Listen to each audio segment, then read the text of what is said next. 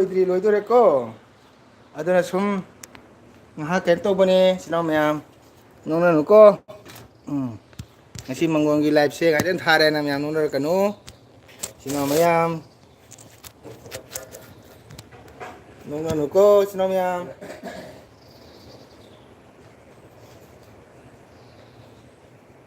그래, 그래, 그래, 자, 같이 오늘 방을 또 이제 오늘 되게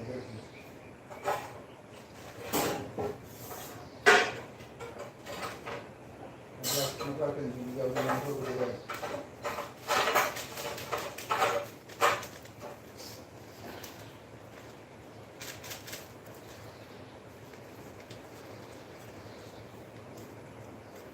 이렇게 해서 보여드리는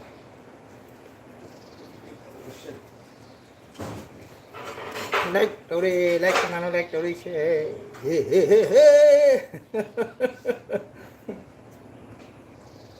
오케이 ma'am thắc sự xuống giếng ngô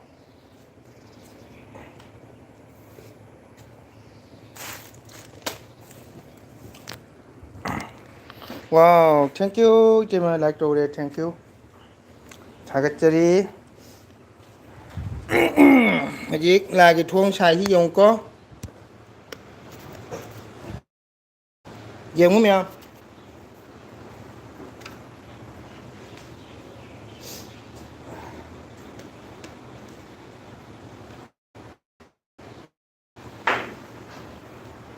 thâu chui đi bà sẽ thang bay thâu chui bà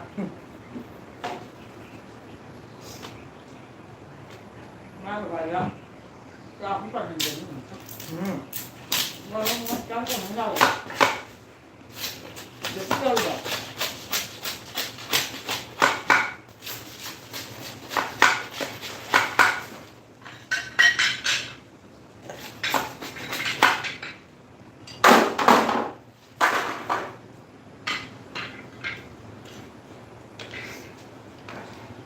em pada pun hai lagi nah jadi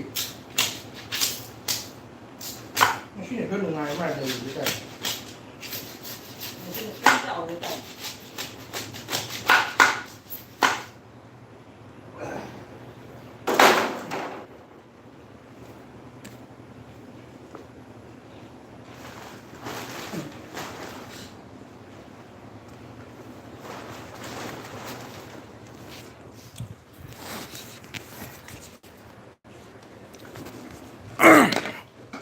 cái thoáng pan kia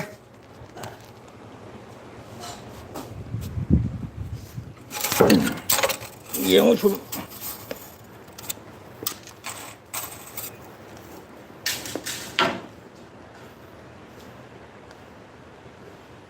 thằng ngụt bên đó kỳ đấy em đi giếng quá dạ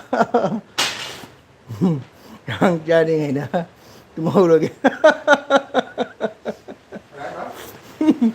anh em mình theo churi anh thang ụt vào được tìm mà nó hay ba ở giá cái thang ụt xe kỳ đấy thang gia đình là chân hầu rồi kìa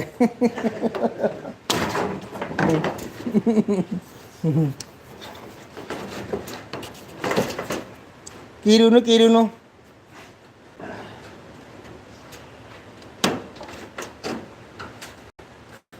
Kiruno.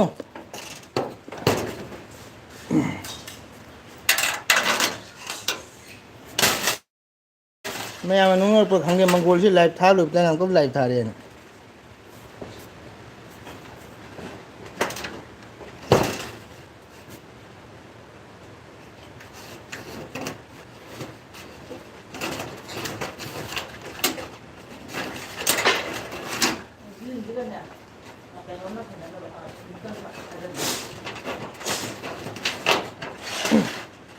Kanari green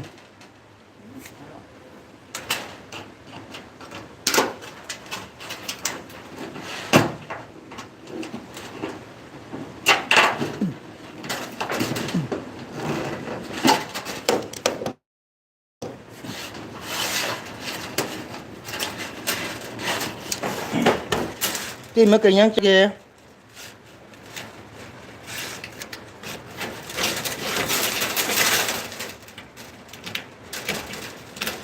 신나 걸어오세요. 쭉 살려야지. 아이 새끼네. 내가 너 살려야지. 너 그래. 그냥 열려네. thấy bấm này Ha. Thế 까는 집이네. 까는 데가 락시야 봐. 누가 방너 끈면 힐래니. 내 이런 걸뭐 잘래 인트라. 아주 따라 빨로로.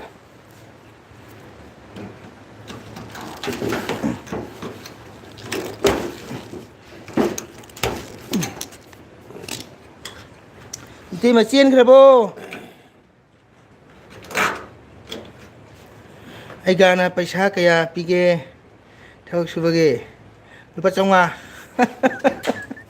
lupa chonga lupa chonga lupa chonga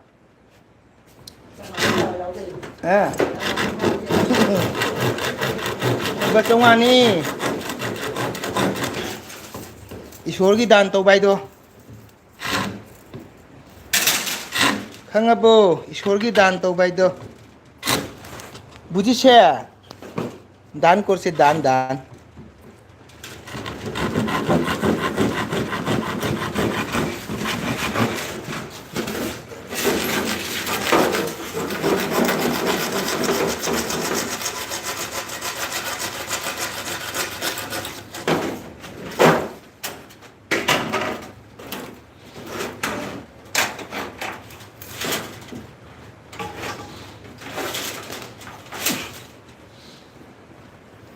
Jami है रुचि से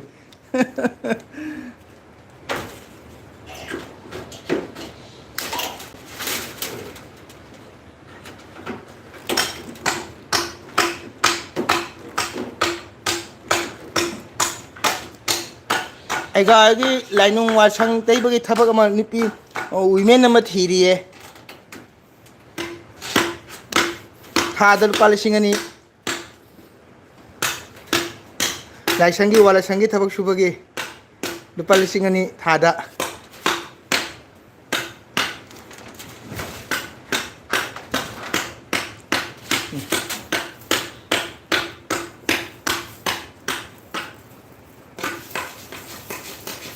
다시 오거든 안돼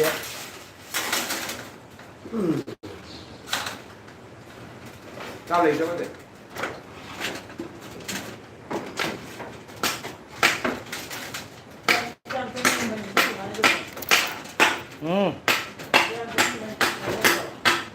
ta đấy rồi tiếp cùng cái này xin lao là tiếng này mà ta rồi tôi vừa chưa cái tầm này luôn rồi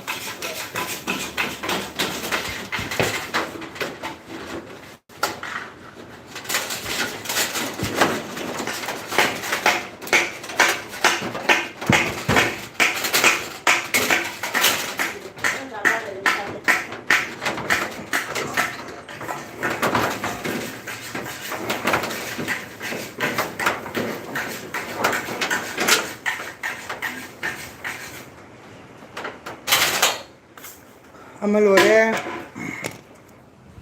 ando mayam nupi malo umen nupi malo ko dori ko thabaki aiga igi xin là pay này xin mai học thì hết cả mai học thì swa hab to midna tất cả à nắp của cái nap to tin do thong thop lo do laksan be wari ni nap ke ra ka ke ra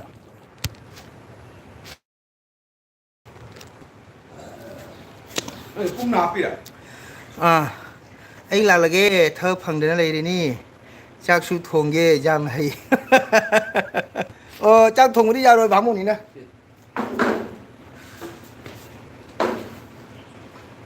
thằng mình gì đừng chịu ra cả to cũng là xin bị trong ra rồi xong rồi thế là bác sĩ mặc gì đâu cái thôi chế rồi thôi cũng nói chuyện ra rồi tôi cái gì atau macam makanan juga macam enggak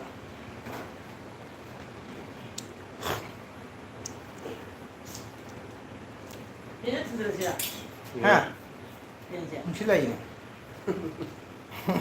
chưa có phải là sao chưa phải là cái tiếng đâu này macam enggak tak ada ni chưa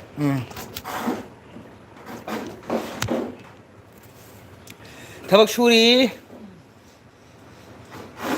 ꯅꯪ ꯏꯁꯤꯡꯗ ꯏꯁꯤꯡꯗ ꯂꯩꯁꯅꯨ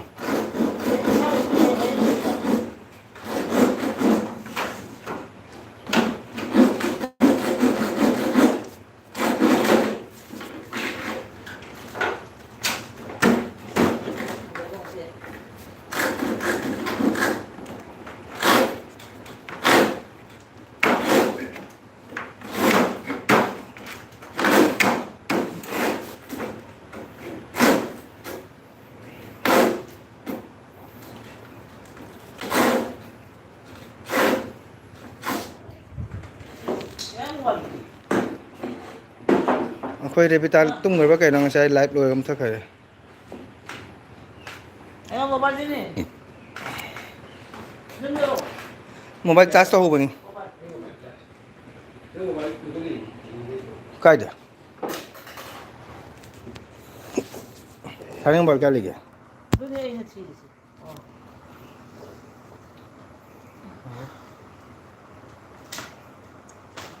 Dah icil mo to. Phone ꯒ꯭ꯔꯣꯏꯗ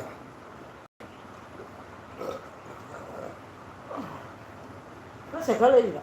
um Kalau ni. Pagkajalan. ꯑꯩꯒꯤ ꯒꯥꯔꯤꯅꯤ ꯃꯌꯥꯝꯗꯨ ꯑꯥ ꯂꯩꯁꯦ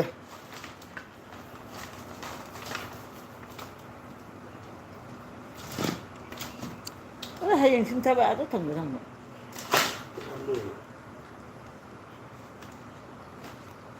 Sekali mo na. 시가라면 이런 멋진 레이도 줘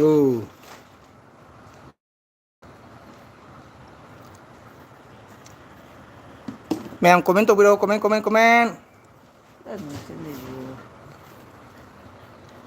ai thâu tung sugi ge mẹ sum comment tụi video sum like tụi view snow ngasi like double ni thar shi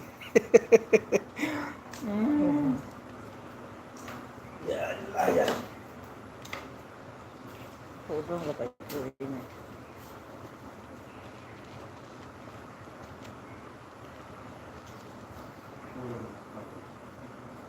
오늘 까지 매야 잡고 보는 거 이러네.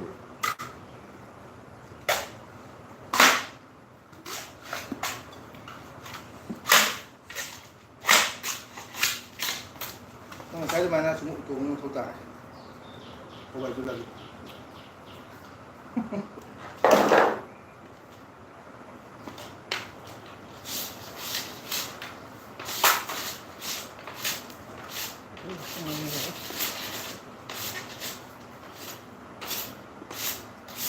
chị hiểu đi chị anh à ví dụ xa được ngày thế này chị ăn sữa mềm Kadangit. 이거 미네. 모르는 게 마빠이 맛이야. 그 이쁘냐 그 바나 사버도. 상호가. 나 밑에 뭐 중고 사다 버리 폭기 와 사가 되건 하려.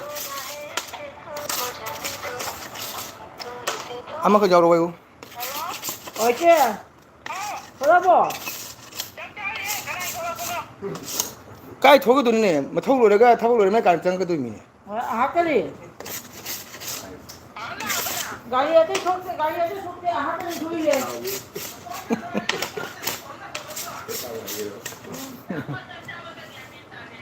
나 같다 어디 안 따로 니 미네 또 어디네.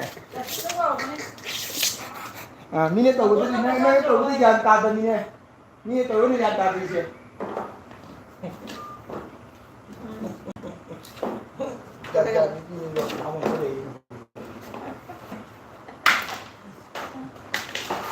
Guarda kalau ngomong gua. Biasanya sih gua. Tahu tadi masuk dalam sini. Sudah pada cetak nih. Jadi nunggu pulang lagi nunggu, karena tak kumpul dulu. Kalau apa lagi foto, siksa lagi na. 고기 너무 올려야.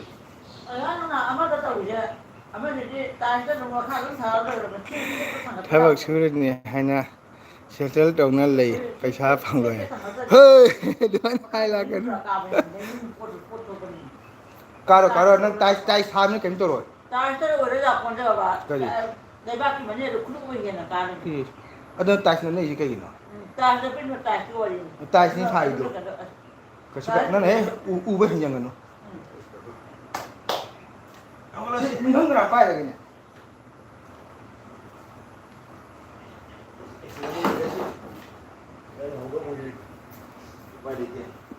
này thì mà ê chị quan đánh glass nó phâm gì à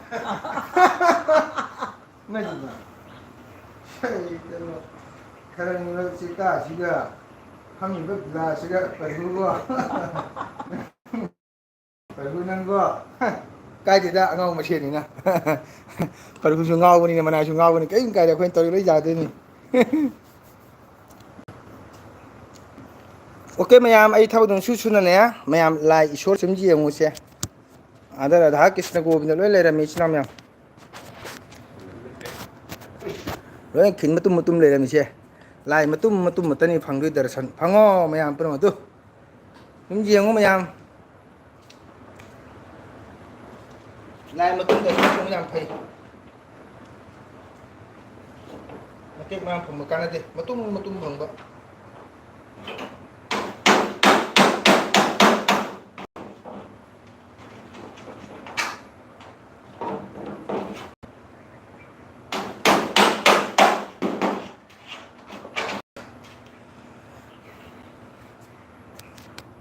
mẹ nuôi tê anh thằng chú có chúng gì không lại gì mà giờ anh thằng gì không có anh suy thằng gì không mẹ em thấy đây tên là su bani cô số cái tầm ta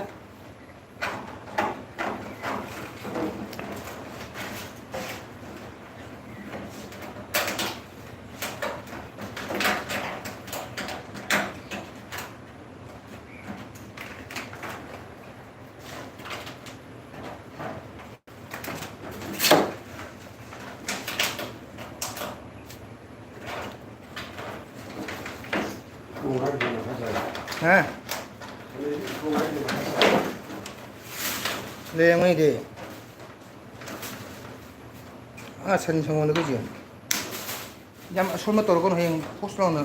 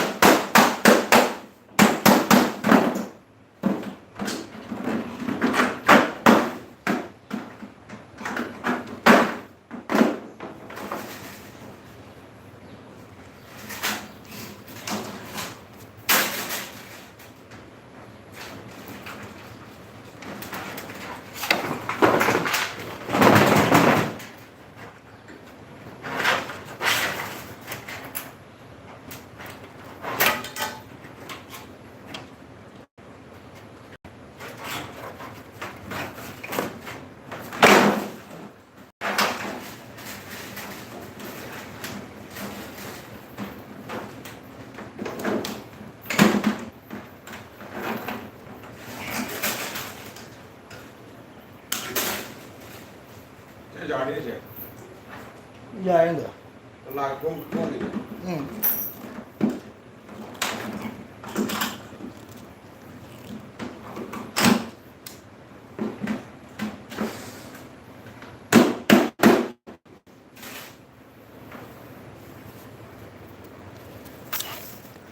ꯃꯌꯥꯝ ꯋꯥꯏ ꯃꯌꯥꯝ ꯂꯩꯅꯔꯤꯕꯣ ꯏꯆꯤꯟ ꯏꯅꯥꯎ ꯃꯌꯥꯝ ꯑꯩ ꯁꯨꯝ ꯊꯕꯛ ꯁꯨꯒꯦꯀꯣ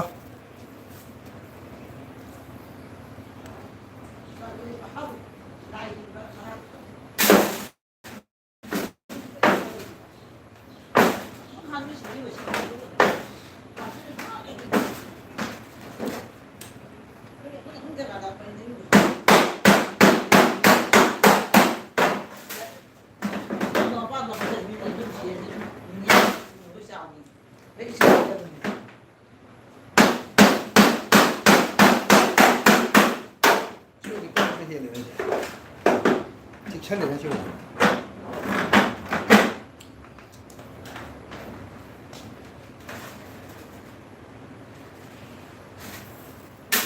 Đây là lấy pa là bên hàng cái mà nó trương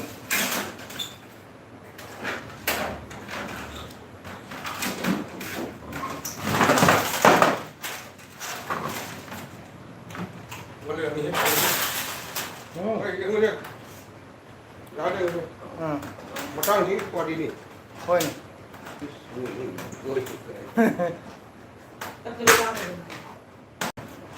cha tụi mình số cái thôi tổ thì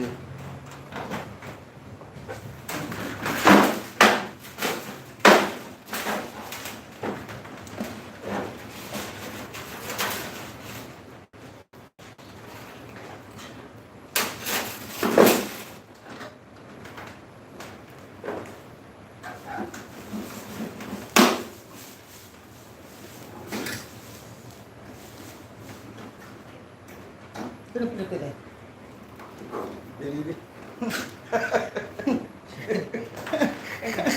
cái này mà hậu không có chín mới ra này không nó break hay cả mà thì bị đi chín cái gì xây tờ rồi chỉ có xin gì đâu xin theo cái sao chết rồi xin gì rồi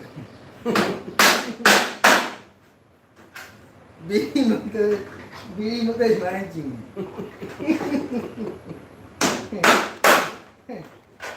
đây đi cái người nhiều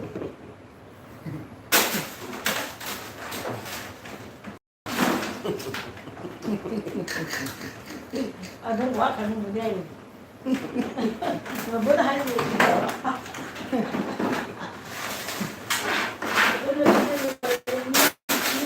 như là ta đưa vào đối như hay gọi cái giật gọi này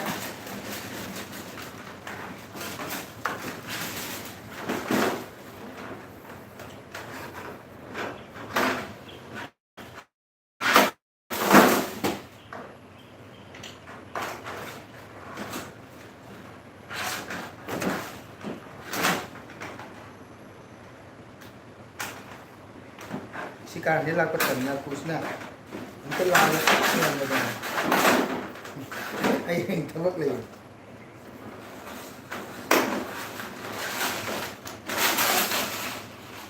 muốn thấy cái là cũng được mà tâm được halun Sekira dah luar ini. Itu kan dia teman. Ayo udah telah sudah. Sudah ini masih jauh gitu. Sudah sudah ini sudah mau. 시기 노래 이통 거기 손 방장아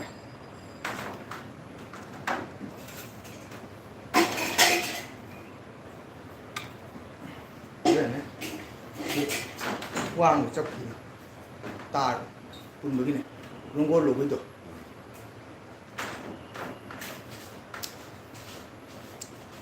ấy 분들 năng 손 할루라 맴 뚱그러버 레이리버 Untuk di situ ini kong ni palagan sudah handu ini. Kong ni palagan sudah handu ini.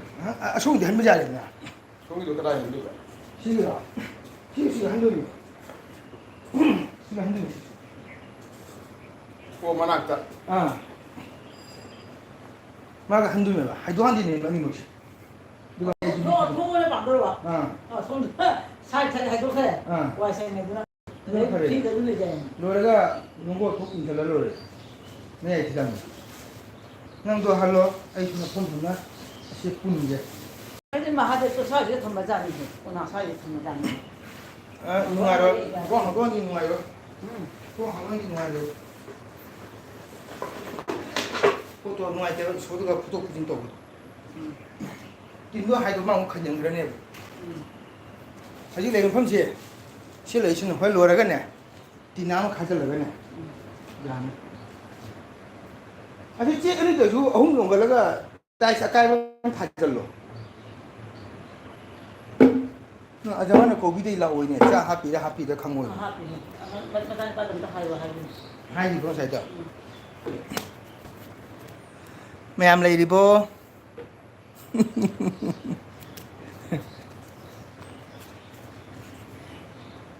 나는 파는 거 배우고. 수환이 난 방금 배우고 와 이거. 다음. 당시에.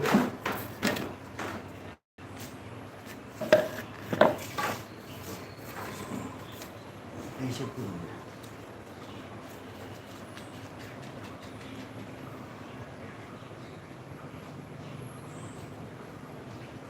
그냥 술더니. 자, 우리 보라게 싸우시다.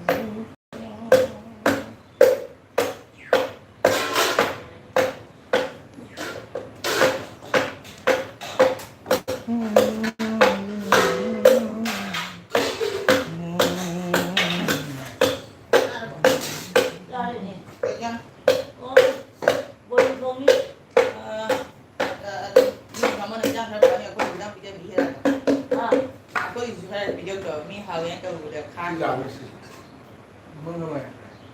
Rồi cho ngâu ba. Này đi con là ngâu ba. Hai được ba. Mừng rồi. 야, 맞아. 까먹는 거 말이야. 선동자 말해. mừng rồi.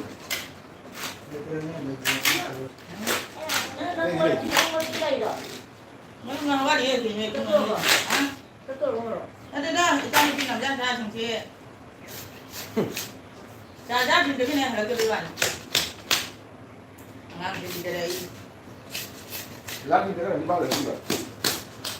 Mày cho nó cái này nè, hai bên cái xin chú cha này nè, hai bên đây nè, ấy là thì cứ cho nghe, ấy là chúa thùng này sẽ đầu. Xin chú sao biết ta hay đi mà biết rồi hay chả. Ada na, dia ni mau doa doa dia, dia doa doa mau dia jangan cari ni. Ini kita sahabat tiba dulu.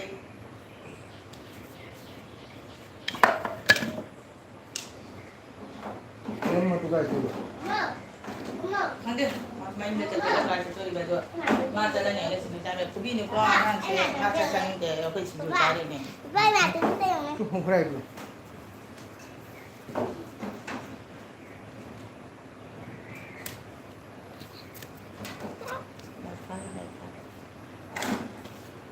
카롬 한두 미. 아?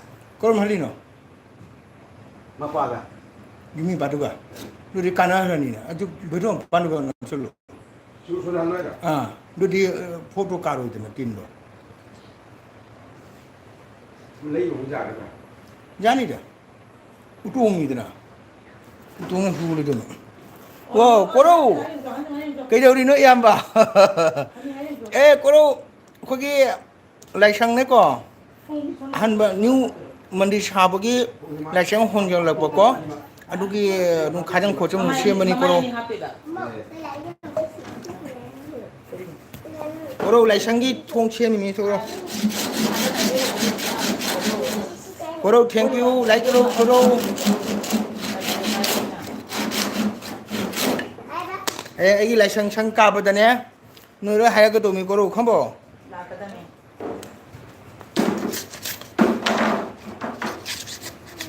아니 마마의 아니 사거리 그러지. 요 냐는 뭐하니 하죠. 아저기 ꯉꯥ누리 ꯉꯥꯂꯅꯤ. 또 많아버리 잡으세요. Má tôi nhận nghe cầm cho con cháu đi rồi. 거로 적자를 봐 진짜. 좀 그냥 세 먹어. 이거 스티반에 먹어. 알아요. 어머니. 이게 더 세모 먹어. 보관해 놓으야. 스티반에 나랑 왜 그러냐. 세 먹어. 이거 봐. 잘. 짜리 양바 그래 양노 Em làm con cháu đi.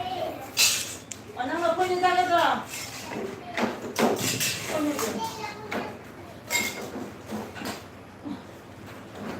아이고 맛있는 자가. 내가 되게 아까 뻥튀기 이렇게.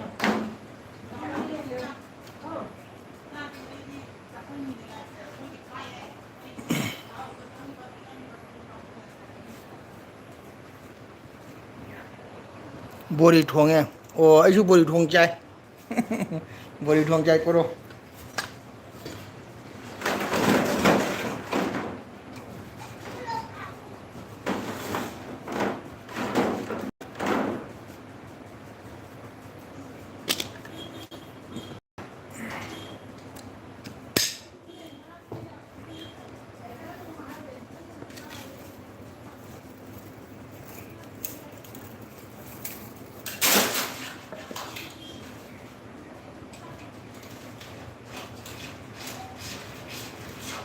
승합이지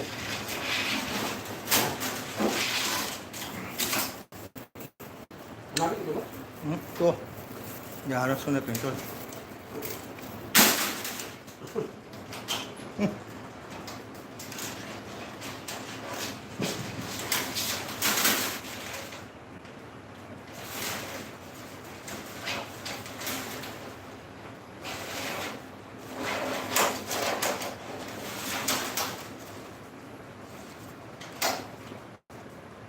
ngang su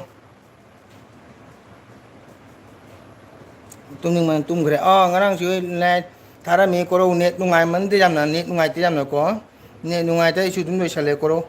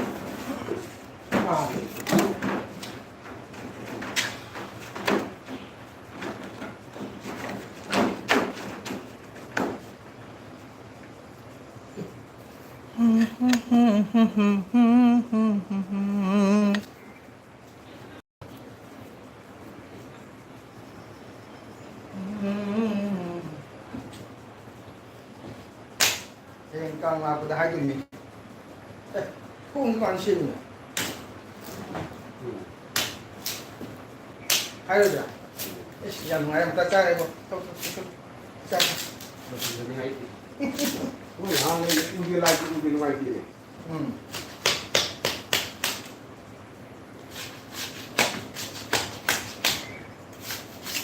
ได้จะนั่งสุภาพทำถึงรอดให้เด็ก นะเราใช้ทางมันจะที่จะดูพลังมันจับเลยมันมี นี่ไอ้ยาเลยบุญเดียวภาพเลยโคเลยปันยาก็เลยบุญเดียวยามบางจุ่มเชกยามมนุษย์จังเกะกูรู้หลักปะตักคุยกี้ขากมาราฟัสอามาเรดเกตพังบดอเกตไอ้จุ่มติ้งดุงกุมกระดุมนี่ก็เอาวางปังนะจุ่มติ้งกุมกะตาหนึ่งได้เฉลนี้ตาหนึ่งได้จังปะตาเจ็ดไรใช้ตาโอลิจุ่มมุมเขาเลยกันนี้จุ่มเดี๋ยวมาเตอร์เดลกิแชมพูเลยวันนี้แชมพูลำบีจังไอ้จุ่มเลย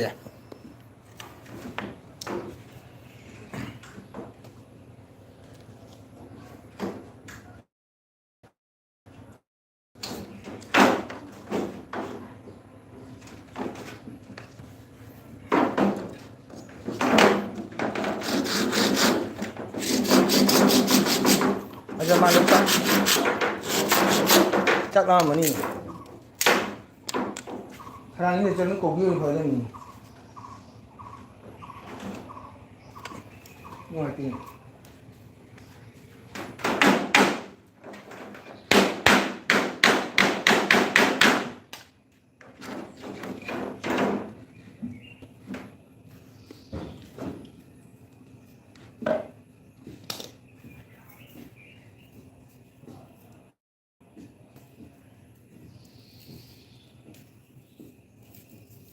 Mana lu senang kan sih kak?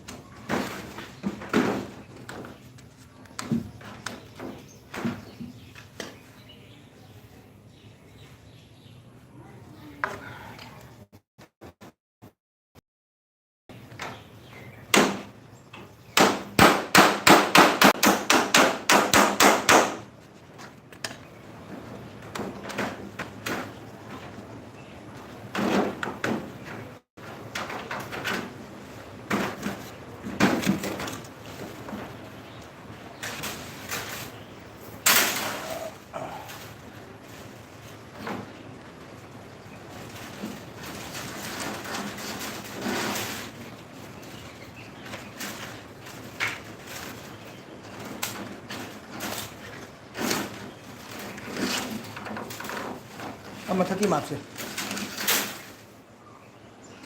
마카가 마타키 라우마나 브라. 어? 마타키.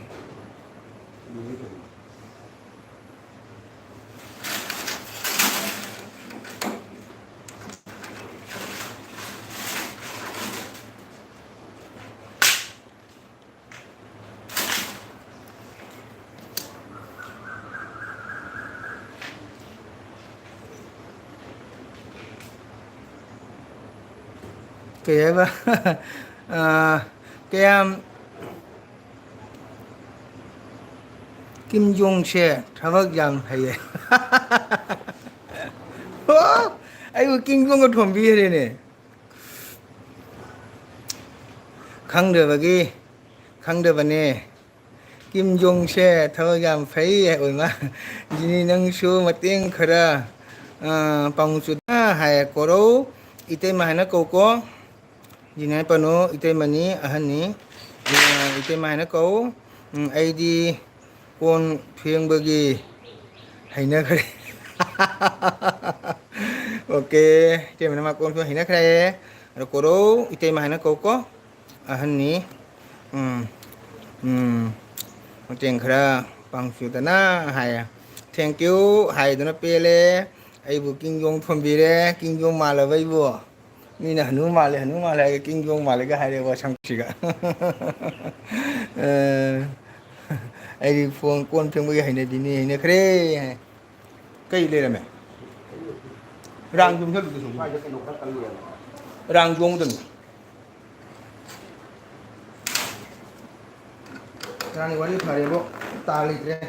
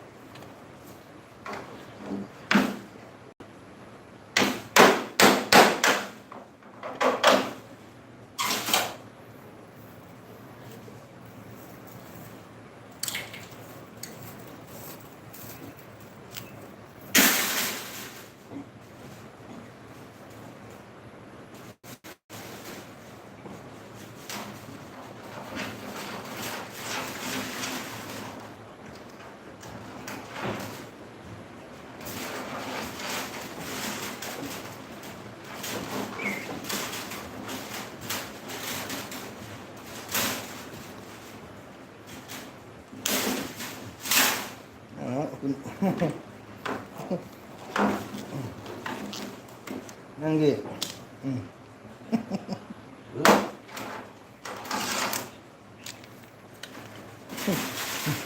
nâng cái gì cái đó thì rồi itu bisa kan mampai mendung lagi Ini kepala kecil. siapa Kadang-kadang kaya. Ini lagi lagi. Pada kata lice ini lice ini. Mana kayu ni apa? do Si yang nak silam ni apa? Si jadi kuang mereka tu. Mai haida hapuk jani apa? Kela yang ngau apa?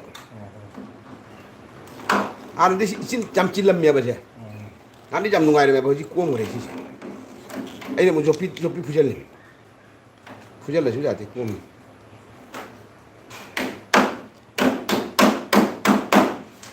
Wah, jadi kaya di kaya doa itu siapa mana itu? Pak lau kata legal lau ay macam. mèo quay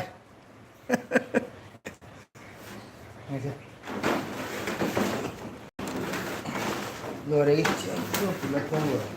Luar ini hamil. à Luar ini. rồi đấy rồi mà thấy kiểu mập trong cổ Wah. hoa lên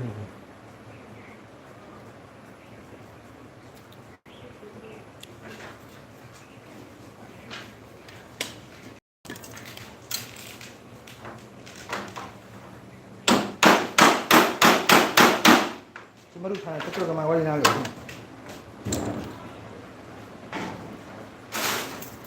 Macam tak. 마음부터 피하는 거니까. 짱하더라. 짱하게 파래네. 네. 람참 놀러오네. 그때 해먹고 숨게. 자래네 좀 손 살때 칼 넣어. 근데 해강 넣어오네. 파래네. 그때 해먹고 숨게.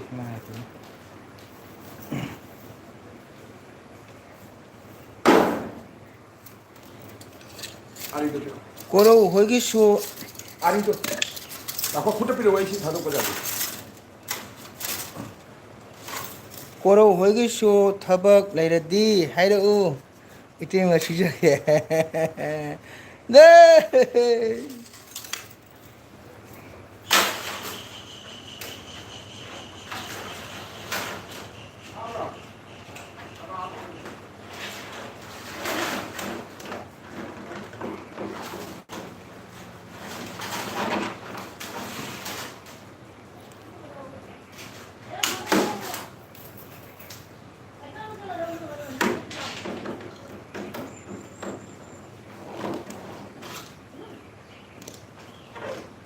Ngalibo, mi maripo ngalibo. Kaya tar masaha mo.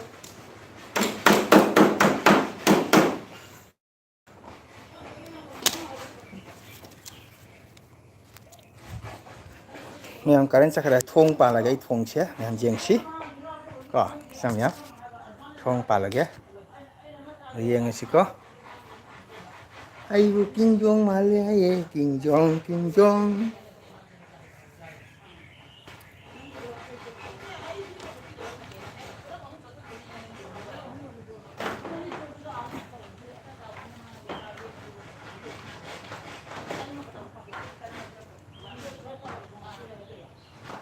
Rande. Simple.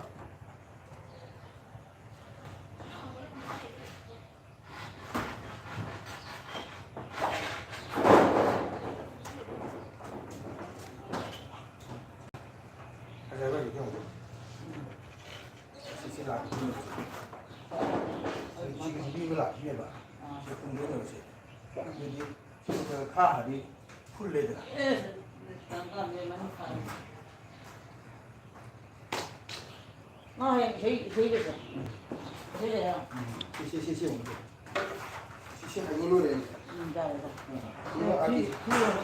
지금 아직 숙제를 해.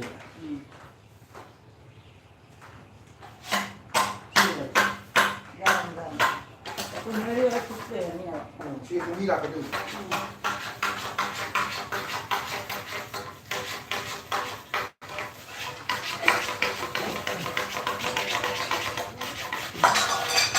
머리 뒤에입니다.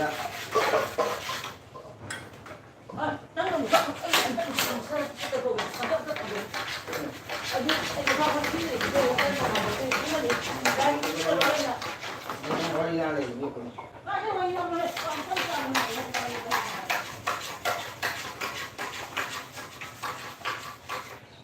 Mèm thong nụ hồ bra với ngã pa lì thong đó. À đây thong. Khang ba. Haji thong am ga la khini. Da mèm lấy du. Ai thong pan ki ge.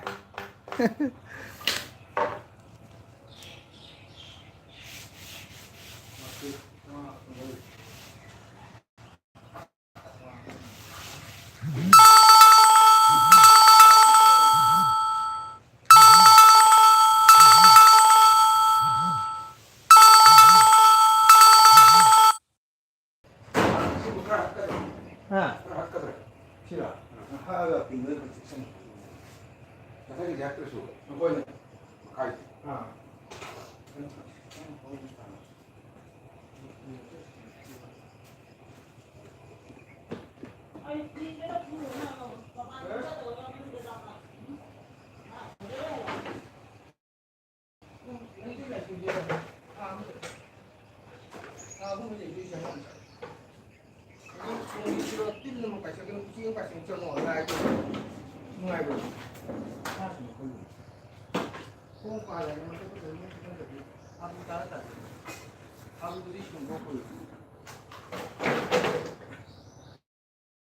Siya sang dia beli kan.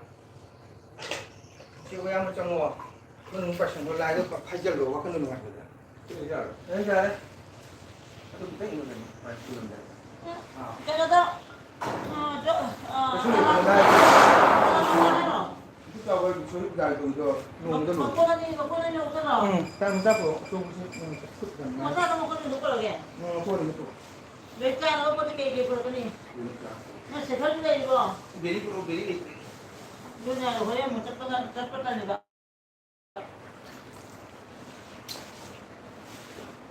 구멍 까져는 거.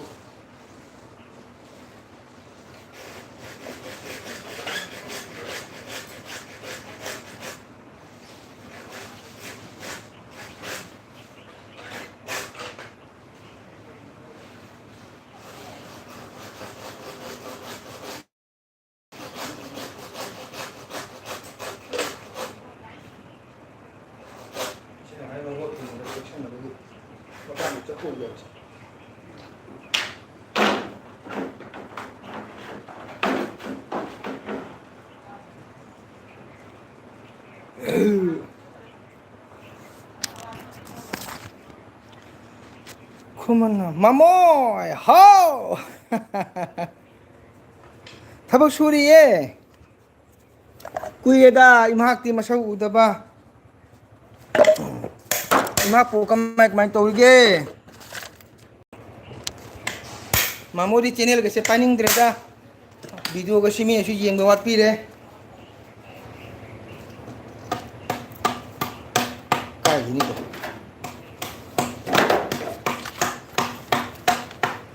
Mamo kasar nandigi komen udra ude adum ta hairo siya hajik lapro na komen bobok nandigi ta hairo siya kamay to ta hairo siya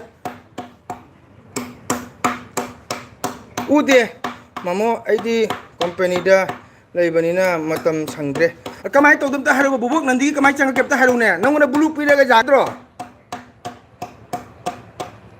please nungsibani am ta hairo koro lai bro Koro om tak cangok siya bobo nandi cang ay bobo nandi udre mi nang bom ta haro mi kamay to dono sibo.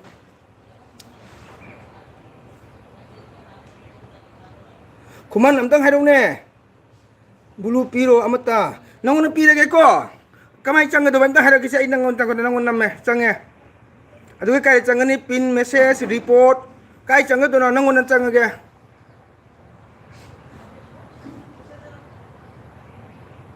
Kamay to dono nang na mo jadrin to sibo ai di nandi kapi hauji ado ta hairu abdo nang na bulu pi bese kamay to dono nang namage ha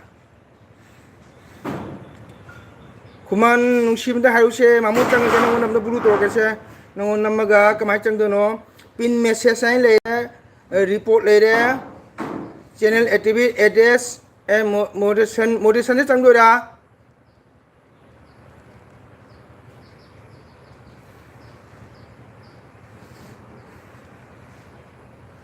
jaraba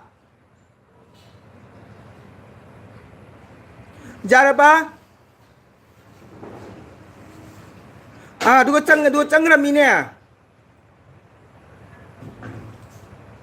okay thank you adudi bobok benau nanti changa drauji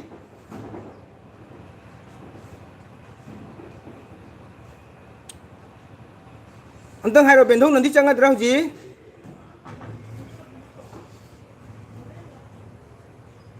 kuman nang amtang please mamu amtang hairo ji bobok nanti ki jai kamai to no nang oni changra nang oni ai kano blue program ne blue piram ne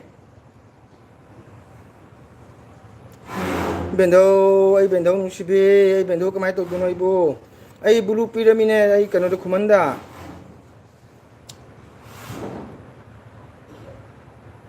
muratin da hen toram ne ai hai to lai bedo toram ne sangram no na de bulu pirana la antro adi bendo ji kamay to dum ta haru se kuman lai toro ai mamo dudi ama tawrasi kromida check tawba tani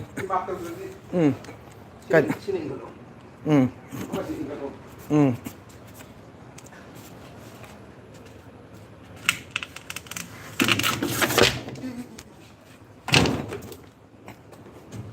Phải gắp cho ta luôn nó cái điều đấy 야래꺼. 야래꺼. 야래꺼. ꯍꯣꯏ ꯑꯝꯇꯪ ꯆꯪꯉꯣ ꯑꯝꯇꯪ ꯆꯪꯉꯣ ꯑꯝꯇꯪ ꯆꯪꯉꯣ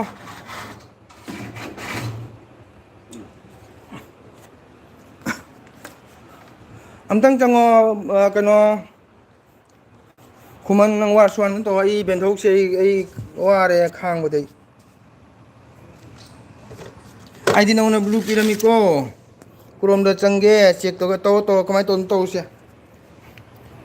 ꯍꯣꯔꯥꯏꯗꯤ ꯄꯨꯈ꯭ꯔꯕ ꯈꯨꯃꯟ like ꯇꯧꯔꯝꯃꯣ ꯀꯣꯜꯗ ꯑꯣꯏꯅ ꯋꯥꯔꯤ ꯁꯨꯅꯔꯤꯔꯣ ꯁꯨꯅꯁꯤꯔꯣ ꯀꯃꯥꯏꯅ ꯁꯨꯅꯗꯣꯏꯅꯣ ꯍꯧꯖꯤꯛ ꯂꯥꯏꯚ ꯊꯥ ꯂꯩꯔꯒ ꯑꯗꯣ ꯕꯦꯟꯊꯧꯒꯤꯗꯣ ꯑꯩꯅ ꯀꯃꯥꯏꯅ ꯑꯩ ꯃꯨꯛ ꯇꯧꯗꯦꯅꯦ ꯀꯃꯥꯏꯅ ꯇꯧꯔꯤꯅꯣ ꯁꯤꯔꯣ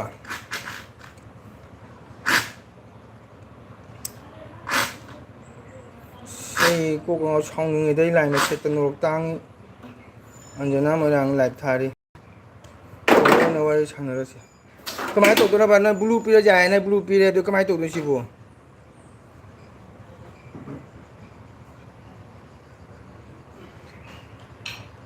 ꯑꯗꯨ ꯀꯃꯥꯏꯅ ꯇꯧꯔꯤꯅꯣ ꯕꯦꯟꯗꯧꯅꯒ ꯃꯥꯒꯤ ꯇꯧꯔꯤꯔꯥ ꯑꯩꯅꯗꯤ ꯇꯧꯗꯦꯕ ꯑꯩꯅꯗꯤ ꯍꯥꯏ ꯇꯧꯗꯦꯕ ꯁꯦ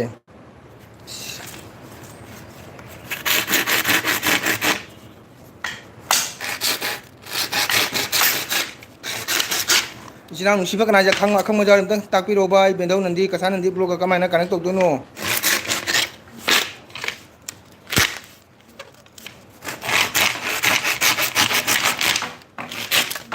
ꯑꯩ ꯀꯞꯅꯤꯡꯉꯦ ꯁꯩꯇ ꯅꯣꯡ ꯇꯥꯡꯉꯦ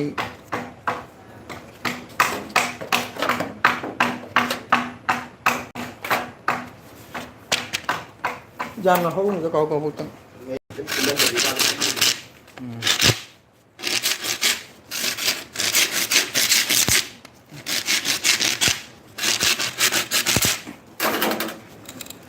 ꯂꯥꯏꯚ ꯂꯣꯏꯁꯤꯜꯂꯣ ꯑꯗꯨꯒ ꯆꯦ ꯅꯟꯗꯤ ꯀꯣꯜ ꯇꯧꯔꯣ ꯑꯗꯨꯒ ꯀꯟꯐꯔꯦꯟꯁꯇ ꯁꯨꯅꯁꯤ ꯑꯩ ꯅꯍꯥꯟꯁꯨ ꯁꯨꯅꯔꯦ ꯕꯦꯟꯊꯧꯒ ꯈꯪꯉꯕ ꯃꯤ ꯑꯃ ꯂꯣꯏꯅ ꯃꯤ ꯄꯨꯝꯅꯃꯛ ꯌꯦꯡꯍꯜꯂꯕꯅꯦ ꯑꯩꯅ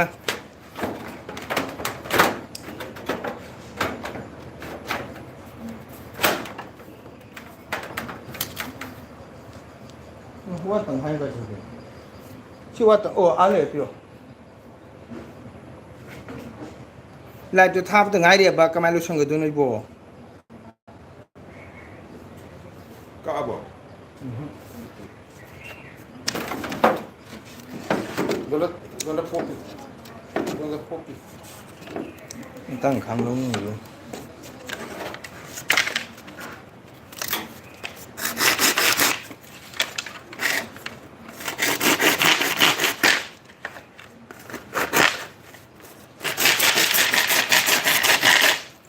마트기 분이 마긴 내더라 마기나 분시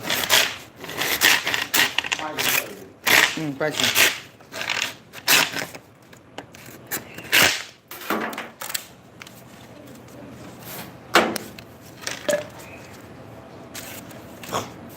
ꯀꯌꯥꯃꯦꯟ ꯇꯥꯗ꯭ꯔꯦꯗ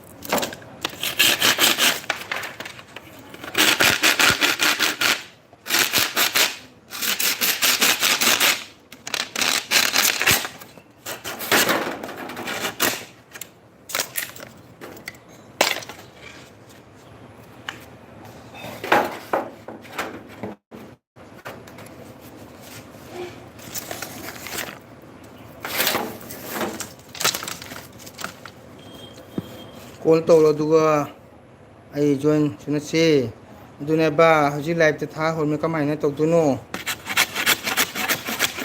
ꯅꯍꯥꯟꯗꯤ ꯕꯦꯟꯗꯧ ꯅꯟꯗꯤꯅ ꯕ꯭ꯂꯨ ꯄꯤꯌꯣ ꯃꯤ ꯑꯃꯗ ꯕ꯭ꯂꯨ ꯄꯤꯔꯒ ꯀꯟꯅꯦꯛ ꯇꯧꯔꯒ ꯌꯥꯅꯤꯗꯤ ꯍꯥꯏꯗꯣ ꯍꯧꯖꯤꯛ ꯕ꯭ꯂꯨ ꯄꯤꯔꯦ ꯑꯗꯨꯁꯨ ꯌꯥꯗꯦ ꯀꯣꯛꯀ ꯁꯥꯔꯤꯗ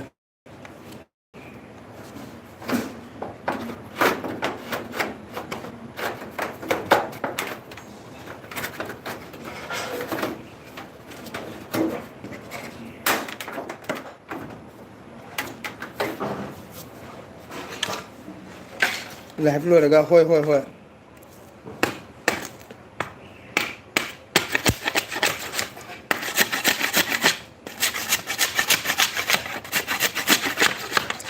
ꯅꯪꯅ ꯀꯣꯃꯦꯟꯗ ꯕꯦꯟꯙꯧ ꯅꯟꯗꯤ ꯂꯥꯛꯄ ꯎꯔꯦ ꯅꯪ ꯁꯨꯝ ꯍꯥꯏꯔꯛꯑꯣ ꯕꯦꯟꯙꯧꯒꯤ ꯐꯥꯏꯜ ꯑꯝꯇ ꯆꯪꯉ ꯌꯦꯡꯉꯨ ꯍꯥꯏꯅ ꯑꯩꯁꯨ ꯀꯩꯅꯣ ꯀꯃꯥꯏꯅ ꯇꯧꯔꯤꯅꯣ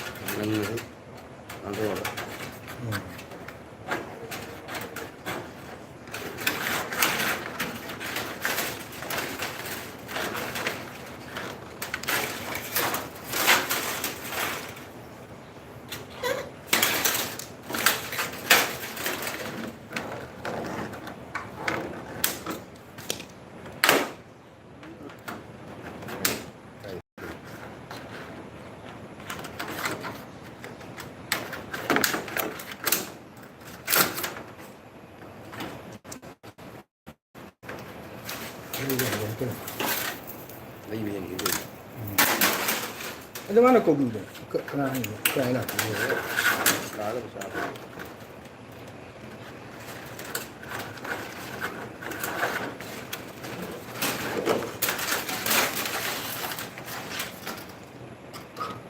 그 아이만 주고.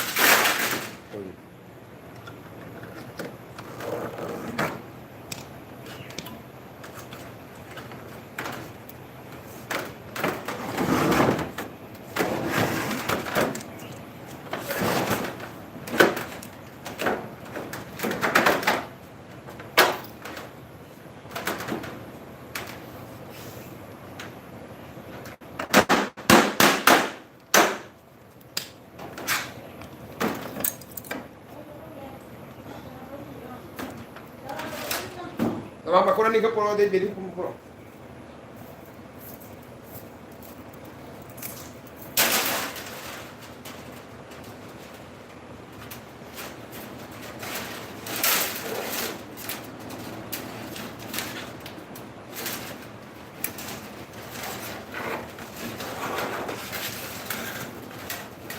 Ana matasi wati kita ikan matasi wati kita.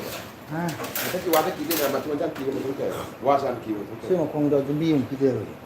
시군 주고.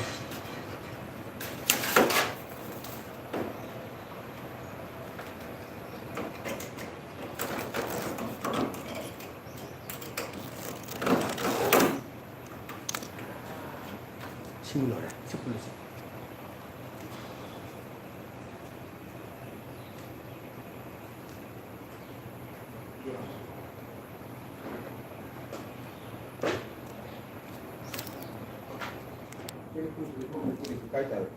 아, 남자의 불인데. 잠깐 어디 돋보기.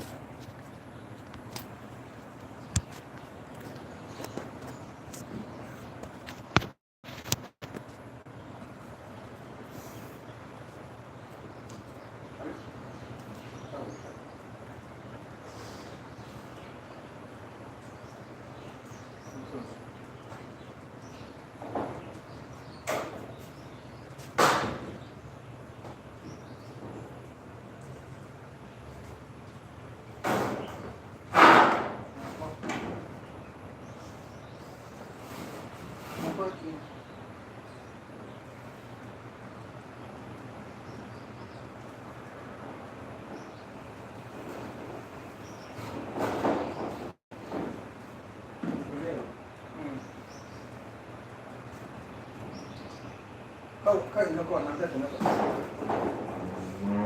Tengok. Ni ben ma nang ma ka de si. Kena hujung mana-mana. Nang kita mari. Ini. Kan ka do ma le. Ah. Ini dia kita nak pun.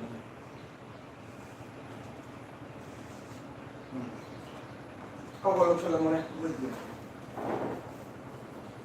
Kau kalau salah. Kau kalau tentang. Hai kan ma. Ah, kan saya kan kung nama.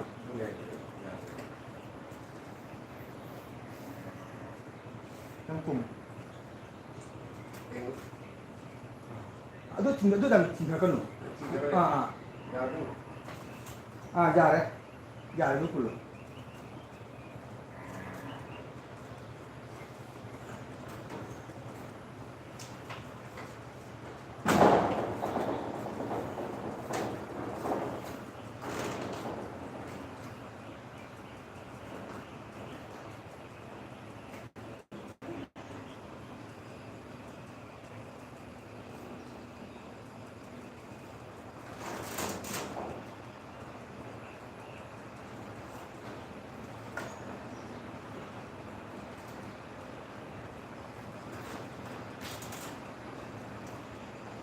Saya nak sampai sana, dia pergi dulu. Aduh.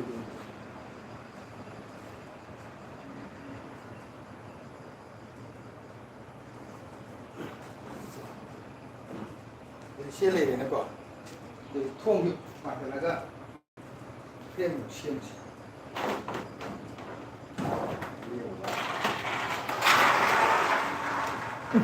처리 좀 하고, 당연히.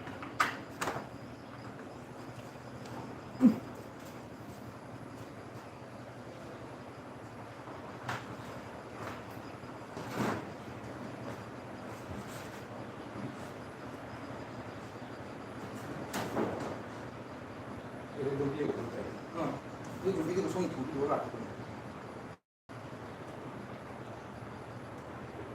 예상 오겠지. 예상 오겠지.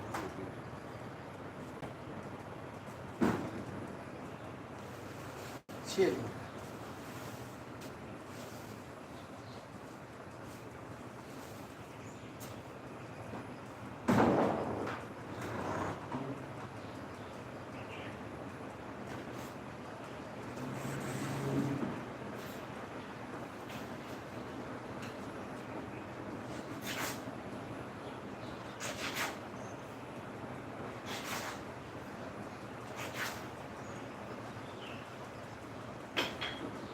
식당을 분실을 피면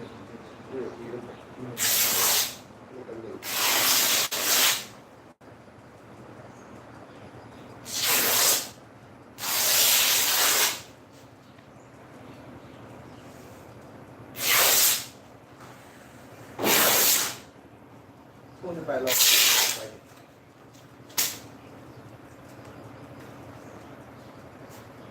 올라가는 시시하자.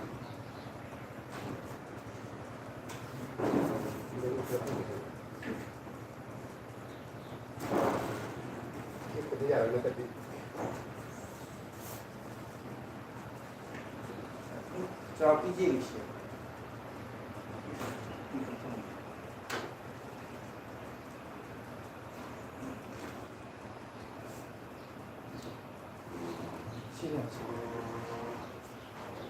진짜 아니야.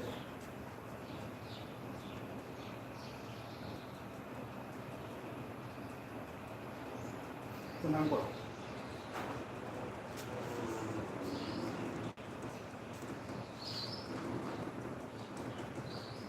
몰라.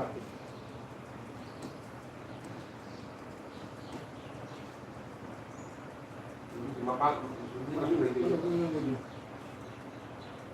끊는 거지.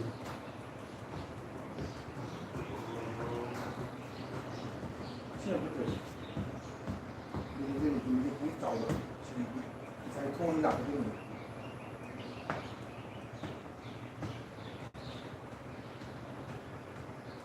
ai thằng này chẳng đi không được ô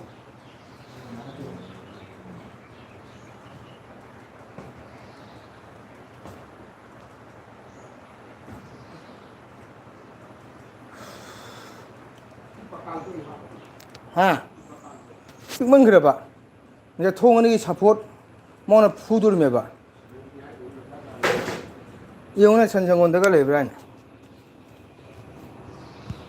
Mày phong thì chuẩn bị ba cái coi chứ ngồi bên đây cái co sana bisa oma sana di chanu wow hai kakak thank you welcome sana chanu kamai tàu đi cái nhang chai chanu thank you like tàu thank you chanu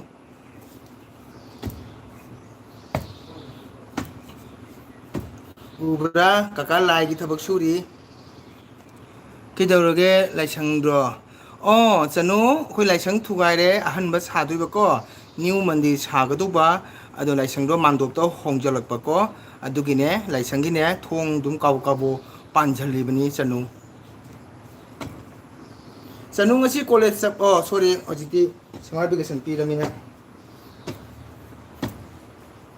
kakak nan halak patan na college to jeng amya ba sakti udami ura kolkata sum jeng ba ude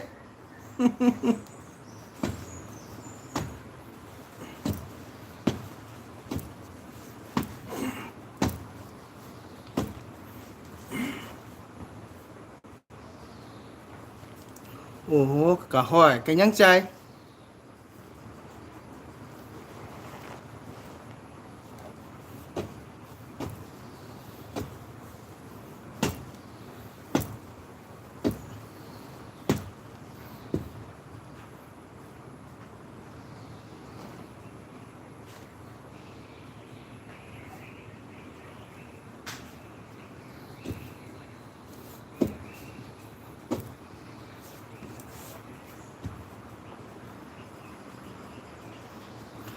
thank you chanu isora di khorang ga mi ubada matam lebada gi chan chanu mangol oiko kaka ai thapna sung khoram jari khorame mangol oyu ai gi chan chanu matam lebada ko ga ha gobindna thogam bibo isanu jaga bonduna thogam bibo isanu ko isna mayam like to biramo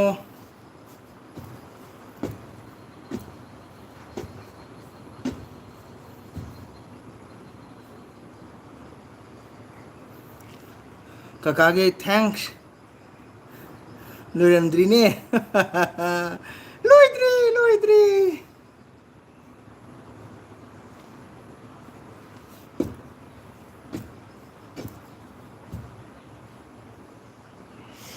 kujin je na bana lebak pai bata kaka nong su bro jam churami chanu hoji chudre chanu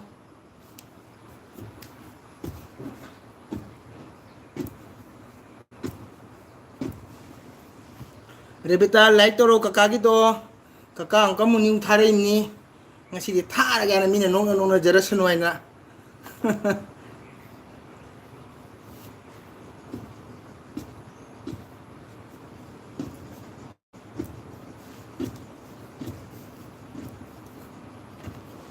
kujin na bana kaka di thabak sujam pharam 네 눈 라이나 숨소리 밑에 잖노 그가 타봐야 수금데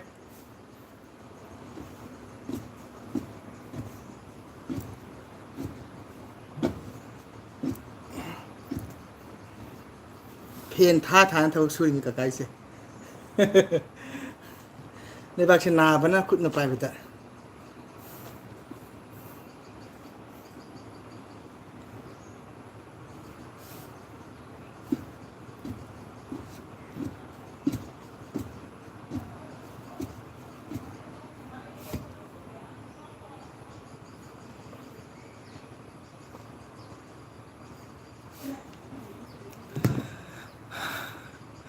kortan piraga teno na jebado ngasi di khur pokhayam ni snabna khujin che tu snabna khujin che ngasi di net jare wow oja je krishna oja ngasi nung din ni oja ni noin tori oja thank you oja hare krishna oja bo haringa thagachari oja thabak shuba da kara ikai ba no ikai de kaka di ikai de chano kaka thau su ikai de lai dam ge su bani ko so ge dam ta na kaka ke ngo phut ma la ba yo ngo ma sam na ge pha na a kho ja ke nyang chai ho ja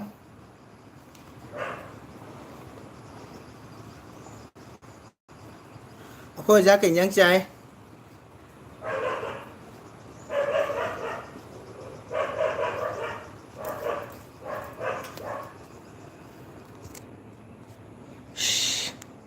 quay ở ra quay Hawaii thùng chai ở ra wow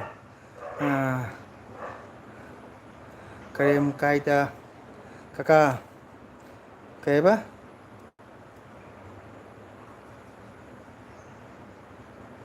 kari hai na khang re kem kai ta kaka Hawaii thùng chai wow ở đây đi ngay si lại thằng xuống lại lúc chân lẽ khi chị su sa đấy bỏ sa đi su phăng nghe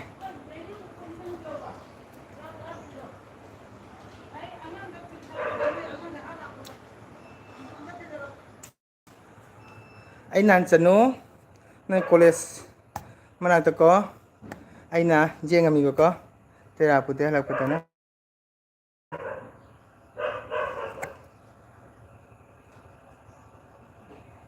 thế là phụ là phụ riêng anh ấy nè chân nó làm của trai nè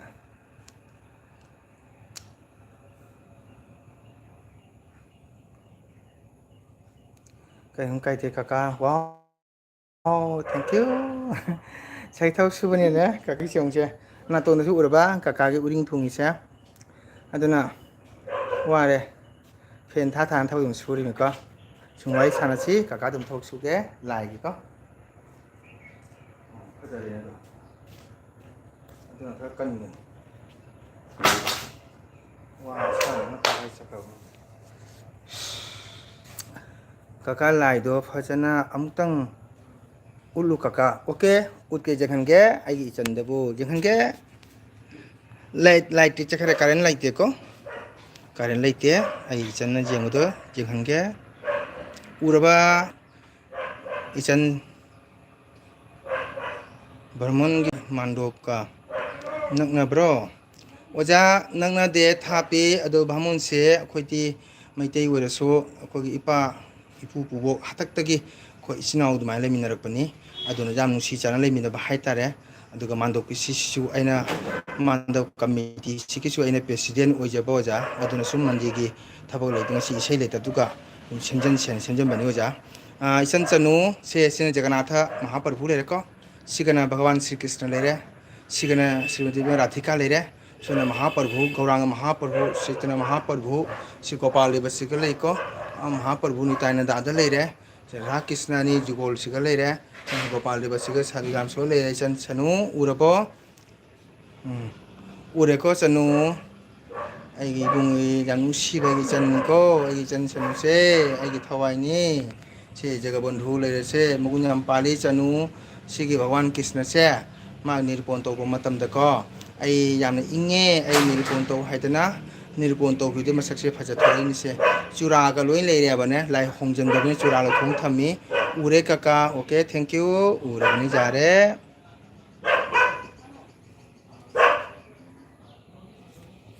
duni ai chandi yam se so thwa jaw bai channi ko sumle view sinau myam like to view like to bai sinau jaw ga like to view ai am ko mu live se thau jar pani ngasidi myam nong jarasunu haitana ai am ko mu live thaja pani ko myam nong na binu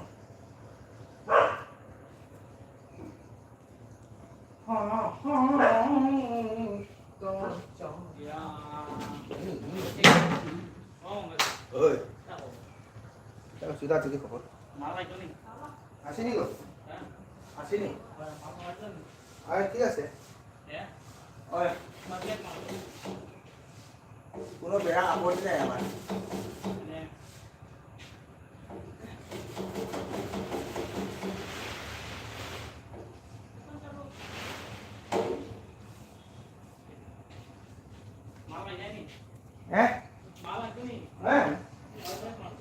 ano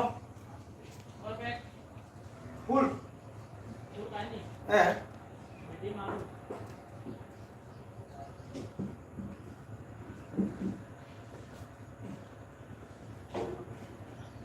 मेरी दोस्ती मिला दे मुझे प्यार का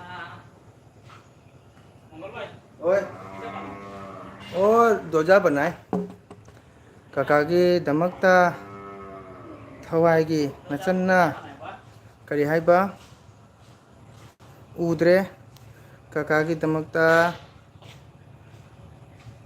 thawai nachanna kaidoba ibungi damta kathok chapa kaite thank you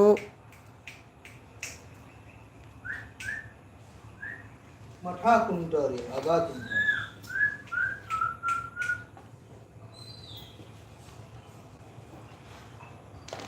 kunta aga kunta এটা mobile দিয়ে বানায় নিব হ্যাঁ মোবাইল দিয়ে তো বানায় হ্যাঁ যা ও তুমি বড় আমি তো বানাবো ये दोजा देखिए फ्रेम देखिए बनाए तो क्या लगता है हैं ना दूर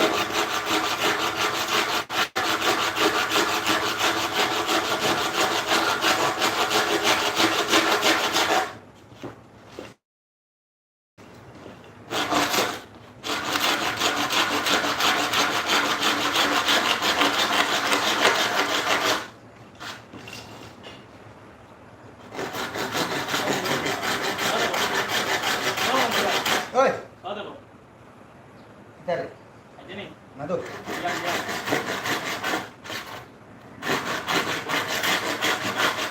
Ya.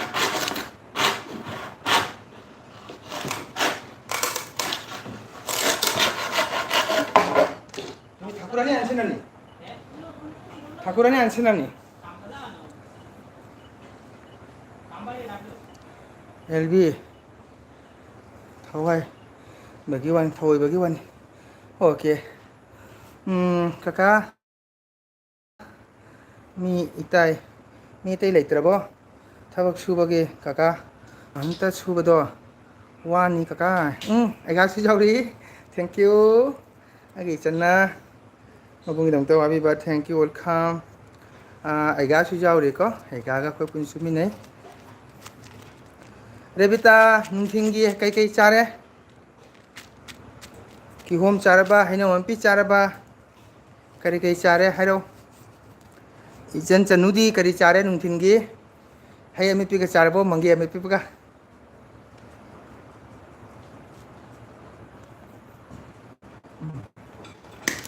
hai na pung mai manga twa ka to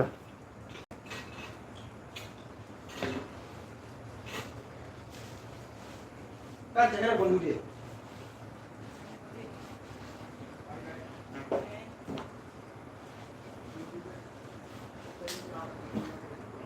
소리 너무만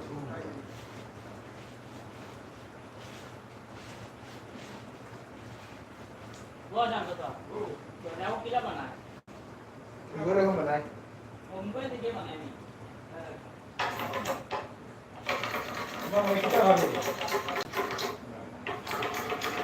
아니 알루 미스티 Em. Abi. mayam thonggi ni bi hapke kaka laisang anuba sadoiro mani chanu laisang anuba sanction lakpane ba ko kaka o mayam no honadena committee no honadena ne anuba sanction lae adugi laisang do hanai thugare ka ne mandok da pusalba adugi lai thong sari me ko July August ka haurani chanu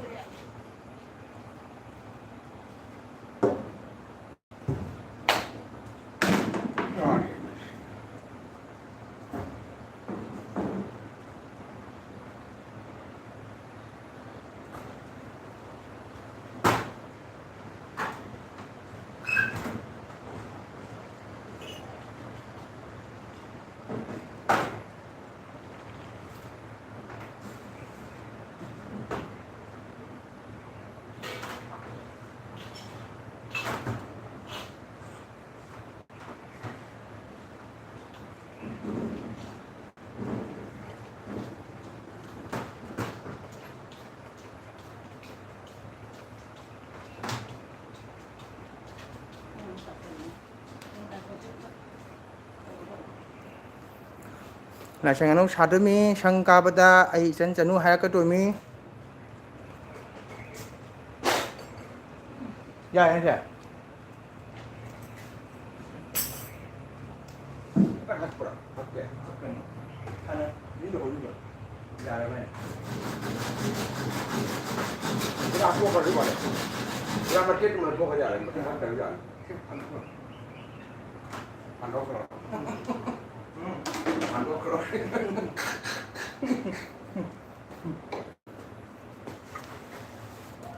Ngoài đây là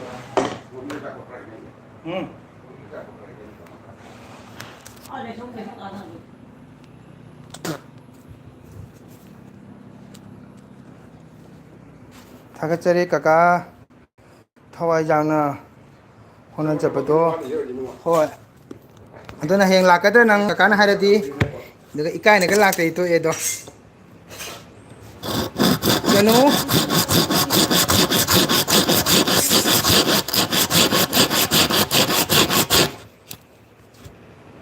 기독부터 마실로 선돌미 마선도 맛 도전인 것이 लाकनी काका good good sure 100% लाकनी को अदुना contact number लेने तबनिना मतन दुगा LB दा light सुम हाइदुरमी दुगा हयंग मतन लाक्त्रबा नक सोयरे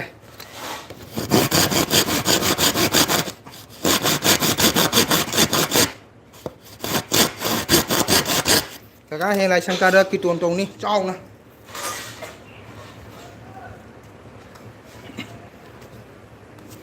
ก็มายามด้วยนะแบตเปรี้ยกันนี้ไอ้กิจจันชู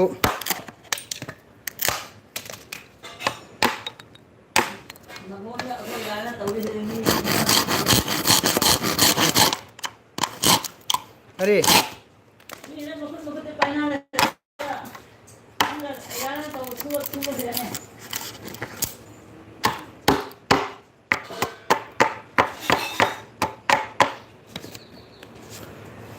ฉันนู้นเลยดูก็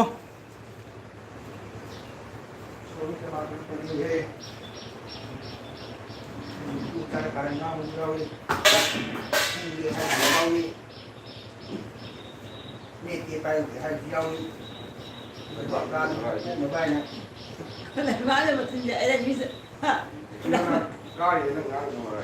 นี่เขาปอกกินเขาปลูกนะไปนะdùng cái bay dùng chút thôi nhìn cho là cái ăn xem dùng không dùng đi át rồi thấy mà này nó không cả chú đi cuốn vào chỗ này À, đi thôi đi rồi. chú giả nên giả phải lấy một cục làm gì cái đuôi này ông bắt được xuống, đuôi bị mấy ai cản mà. cái này Ông bắt được đuôi bị mấy ai cản mà. cầu xì Đây cũng tạo. là cái này cả thank you lấy có chúng mình học kia nhà mình cũng làm nhưng cũng nhà mình với đúng không không có đây nào chứ không anh chỉ làm rồi cái lớp bằng rồi Ôi, chặt cái rồi. đúng không chỉ là rồi mà khác là không biết là đâu đâu cơ mà khác là không được mà khác là kèm lại chim đầu Cái nó chỉ đẹp hơn mà. Cái nó chỉ đẹp hơn mà. Cái nó là lạ. mà khác là không được mà Để bên trên. Nó phải thế này, như vậy làm gì vậy? nó sẽ câu Câu mình cái thằng rồi cái đó là nha cái thằng này mang một cái lạc này. là cái này Cái thằng mà tuần hành cái này này. thôi hết quên đặt Ôi. đây kìa mình sẽ tôi sẽ xem không còn tôi chỉ 너 하이드로 따라 뒤와도 이제 그런 하이드 있다. 아시 타다 보이나? 이 타다 그다음에 그런 나게야. 너 와지나 또 이 그러다 잠깐 아, 그거 어디 잡자는 하도록 그래. 나 잡자는 좀 이거야. chưa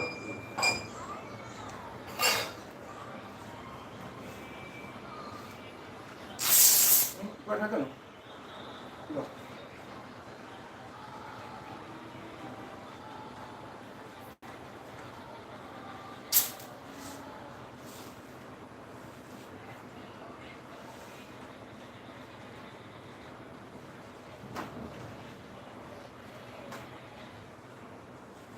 아, 그거 되게 잘하게 또 와시.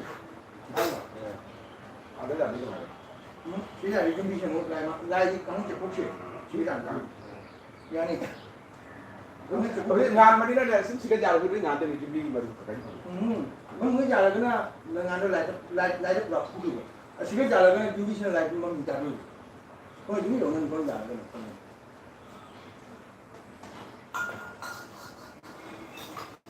cái đó cũng. 아, 또 꼴락거리야.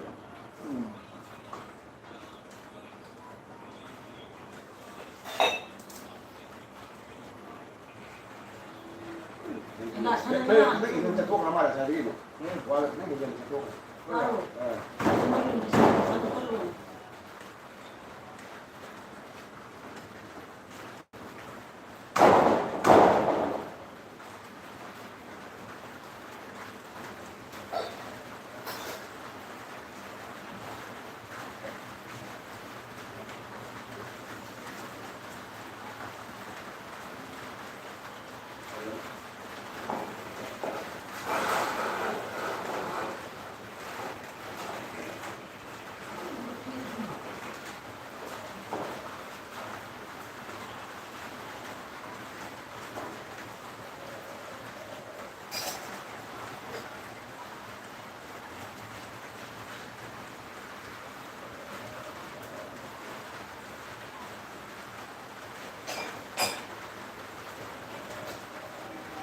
생각하고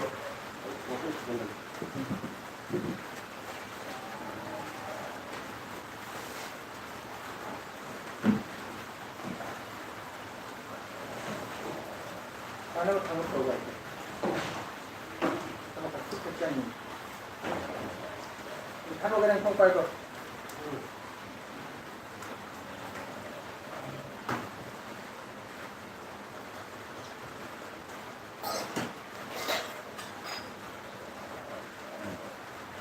잘해. 잘해. 그래. phải được gì không?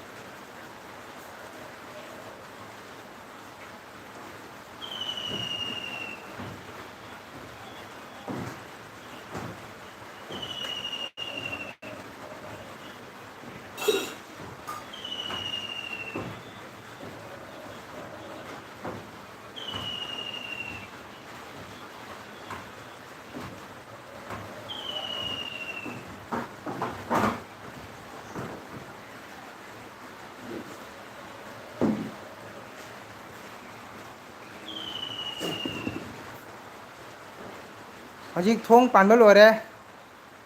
마야 통 반발로래. 마카 무수사기겠어?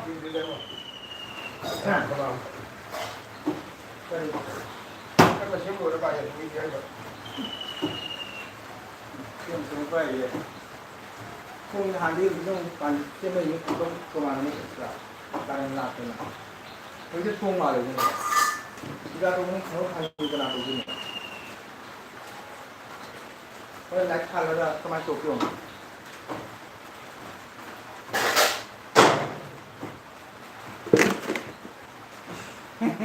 딸 타고 알고 딸 타는 거지. 딸 타고 하는 딸 타는 거로. 또 누구 해요? 우리 시라가 붙자요. 뭐야? 우리 시라가 nó biết tài thì mà đi biết tài cũng thành rồi biết tài thì mà khi mà chúng tôi sai tôi tài tôi dùng được rồi nó được là cái nó không được thời cái mình đã có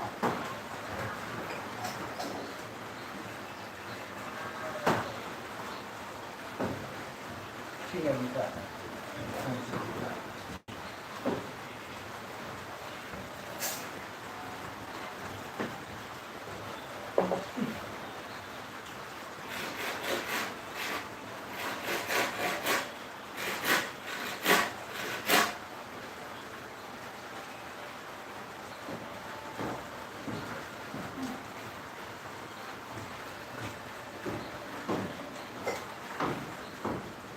와, 좋은 부서는 가 있습니다.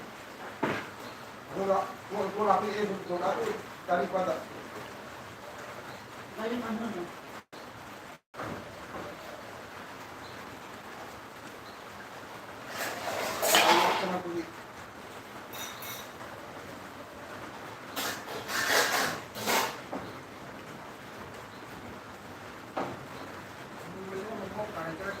아,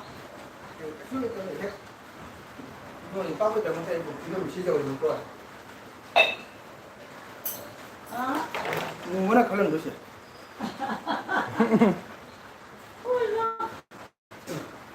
아이 또 지금 거리 조심만 걸리 진짜 아시. 매암 통나 걸은 밤을 내 통은 말이 빵하다 봐. 항공 생각나 아, 이 항공 지금 아스나 도가 또 이거 왔더니. 스콩에 생겨는 기다려 이거도 어디 있어 아 항공이 내가 빠 바로 쓰지 내가 항공이 이는데 항공을 한테 나 오늘 저기 이거 또 시와 땅 시간에 시와 부 시간에 뭐 무슨 거 오는데 이제 내려. 통을 하. 아와 그동안 상상하지 어. 아 그래 아 저기 항공이 비용이다 Nhà tôi sẽ cho sẽ qua cho đầu nó là cho mình 와가 그동 그만 좀 봐. 마마. 아하 그만 좀 하래 주시나 하래 주시나 뭐 마마 무시 해 주시나. đã rồi 아, 아마 그러게 하얀 부부자들이 아무것도 상한 자료에 놓치게 있잖아.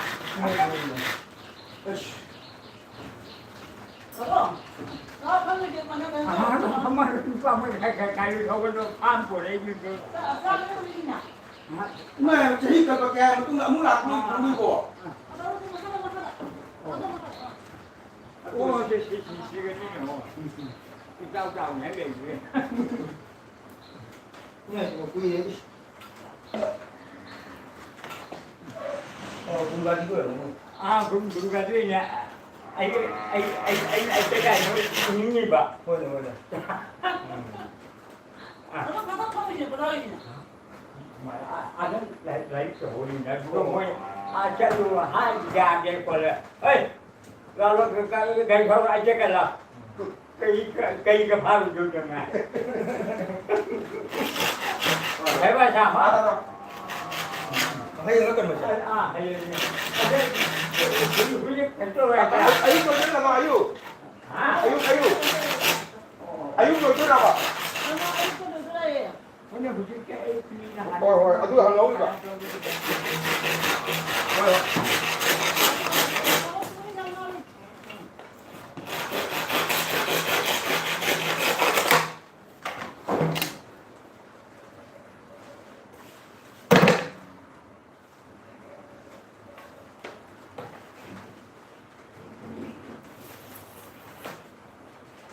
그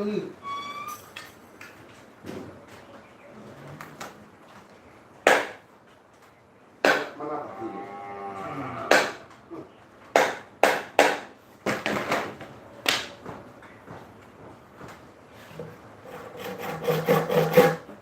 나야 능이지. 저기가 좋은 마음이야 완전 라이트 남성이는 꿈이 예. 뭔가 왜 이래? 나의 목소리. 꼭 왜 이래?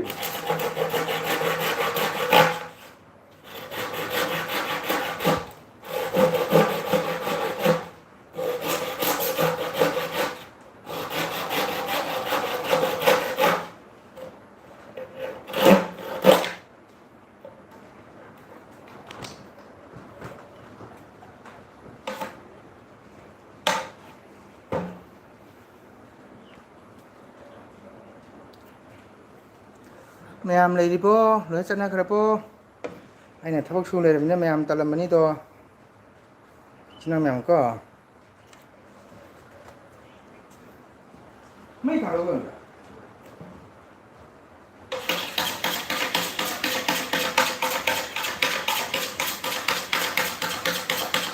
नंसु दंगाइते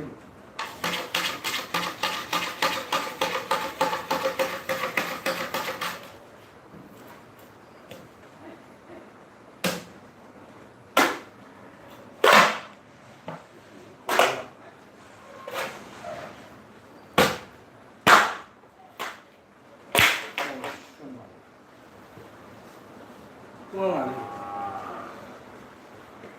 아이 추웠다 이거 버려라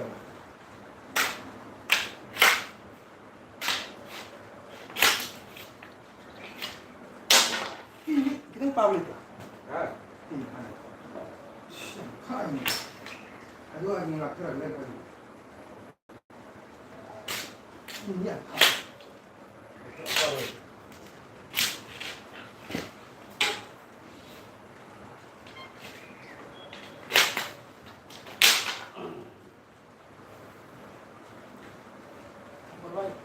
ơi 샷 আমাদের ভালো হয়েছে বৃষ্টি বৃষ্টির মাঝে হ্যাঁ কিটা করে কাজ করা যায়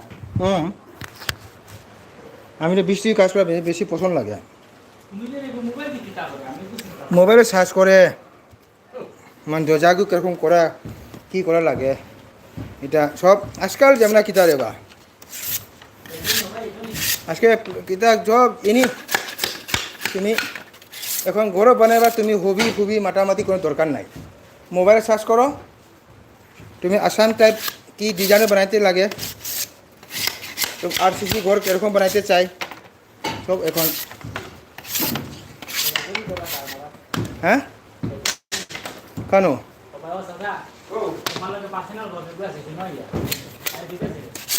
ওই আজকে বাদ কথা কিছু কই না যাও কি আজকে কাম বেশি আমি বিজি শেষা এখন বুড়া হয়ে গেছে আরো কিতা আলোচনা করতো বুড়া बार बुला रहता है ना মনোজি এখন আসেনি রে মনোজি শেষা এখন আসেনি मुझे पता है एखोनो ताना बो खड़ा हो मुझे सरकार এখন বিয়া হবে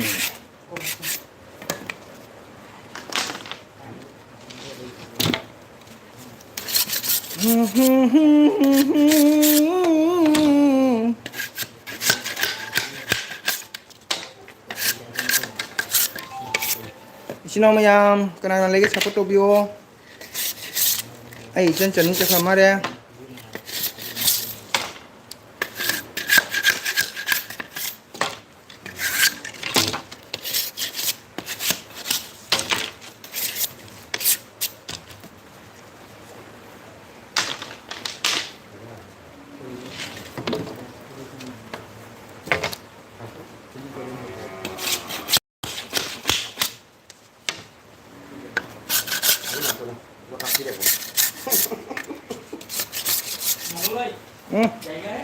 Jauh jauh jauh.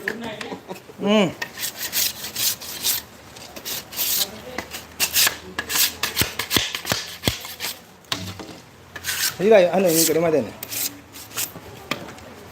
Ini jawab apa ya?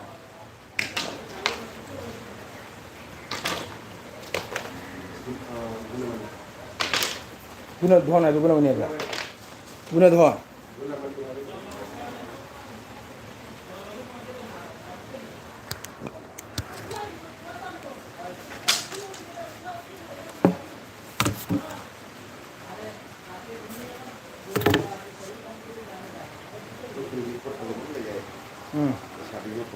Mungkin dia.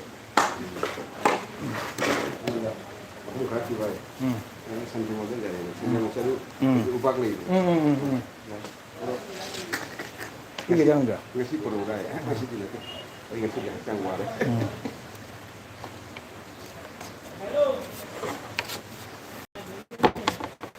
Ini perlu sih mesti Ha.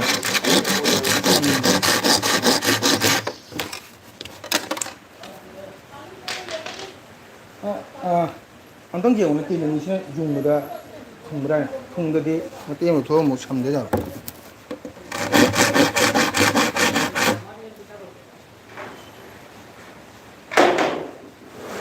눈만 이렇게 뛰는. तो ना जा तूने वाला है दोनों बिया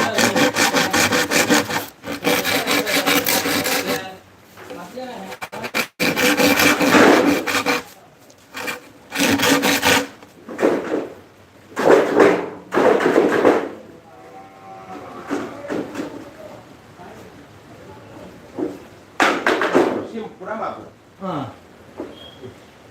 등화기. 등화기다. 근데 그렇게 보다. 자자. Kata ni dulu. 근데 와는 내가 엄청 막 보러도 만족도. 아, 농포로 내가 혼자 돼 용도.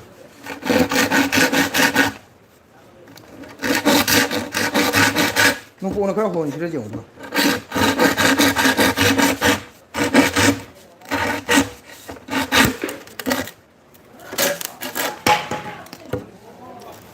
Ma'am Chenab थबक सुरी अदो चिनाव मैं नुकी नुकना नुको आइना थबक सुलेगा लाइव था लेगा मैं इंदिने छानदे मैं आंनि प्रेजेंट थनो प्रग्राम देना हा Ang lebih wari.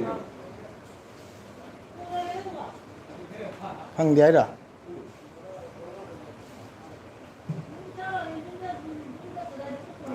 नखन आई कई फंगद्रने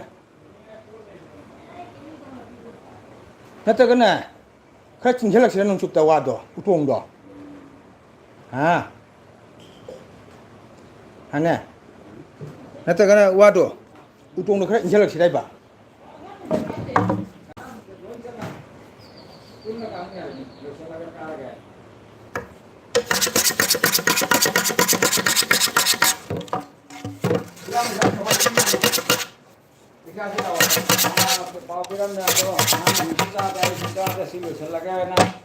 Moi sini orang jauh macam deko.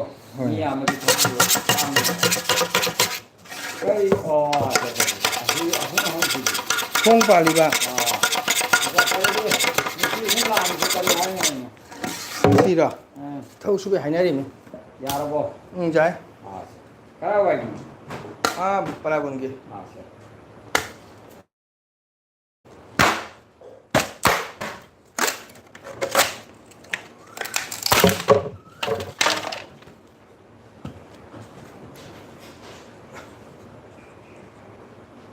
송바따디 와도 우동 인혈력 시켰다. 꺾고 숨 달래다. 와도 야래. 이 히삽이 여기 와도 히삽이 야래. 야바. 띵도 퉁바따바. 띵 퉁바따부도 아이 나시나 띵 퉁바따부시 우동시 하지 와시 뭐 준비 좀 봐야 준 것이라 봐. 북도가. saya jumbi mata ka tong dur mina hoji ki sine jumbi mi ai ta hala sirai ba u tong do dari ka ching chala kani dana ye lam phang ba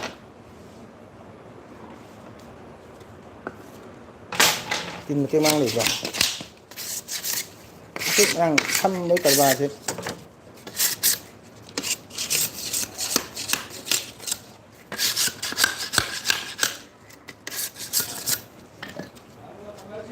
또 아두디 아들이 워를 나가니 아하 पछाबुदी मैं फांदा लाबा दो थबके वडा दो लात्री अदुदी मैं MLA ना आयरागा engineer लागनी अदुगे हौरो बेदमना account पैसा हापगनी अपने पैसा दो लोगोगा पोट लई योगा नगदी असिगिना सि चावबा सि पाकबा सि चावबा सि सांबा इंजीनियर ला मे पिरगा नगदी अखोइना मो जिन जेंगनी अखोइगा मोइदे मानदेदना अदुनि ता अमुक तारिखे अमुक टाइमर अमा उसान टाइम आसे ददे दु उसान मतंदुगा एमएलए लानी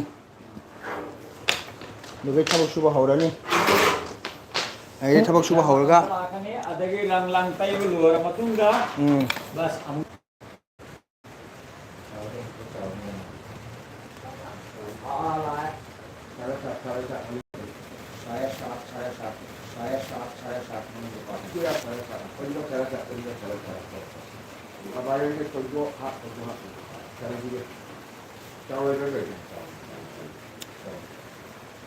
Ôi, bạn vào sao bây giờ tiểu?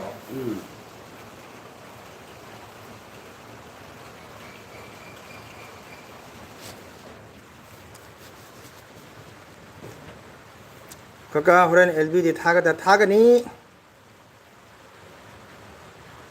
그가 탐마게 아이 저사이라이 농당다 와리 사나라시 그가 오케이 짜누 바이바이 아이 짜누 바이 라하 크리스나게 이사이도 카라 망비로 오자부 오자비라지 땡큐 타가짜도 아이 타박 수리 거 타박 수리 농아도 만드레 नत संकीर्तन राधा कृष्ण के जुगोल ईसाई दो हो थागचरी जागो मतम संगरे सोदन थगन जगो जगे काकासे थबक्ति सुबा हैरमने हकचांग मयें खरा तारानी काका हो हकचांग मयें तानबनी देबिता काका सुइसे अदो ओजाबिरजी थागचरी आई सोदना आई ताहनजगे ngaside थबक सुरि लाई संगी थबक कन सुरि मतम संगरे सोदना ओजागी निंग थुंग जगे ओजाना की लेबी लाइक लेबी से चंगी लेबी तम ओजाबु हनेगा थागचरी लाइक शेयर लाइक तो बिर मोजा देदी ले रब टीम दो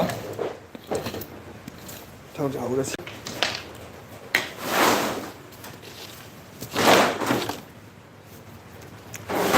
मंडप से पका तो दोरो काका मंडप मते देबिता लाइसंग साबगिन होनैसे लाइसंगी ने मंदी साबगिनी मंडप की सुस तौगनी मंडप की कोना अदुगी संसन लाक्त्री देबिता अगर तुम मिल जाए जवाना छोड़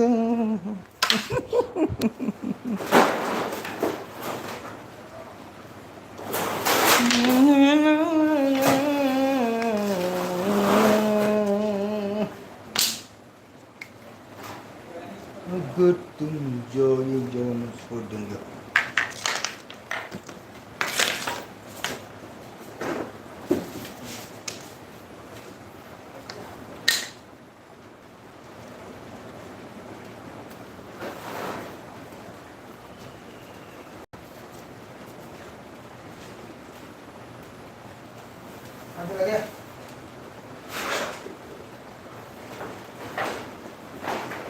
설마 끼고 그러겠네.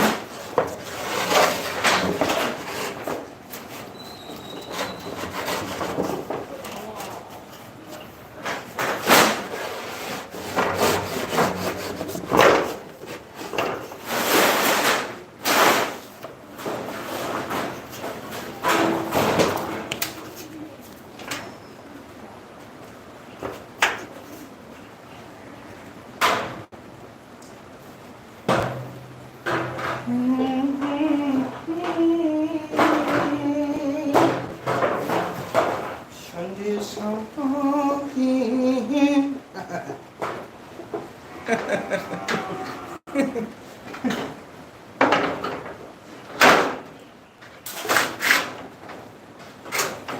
정확히 당근인데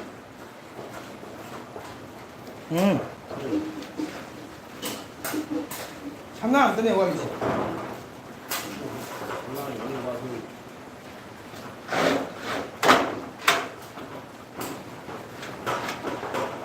그만 또 시계지 아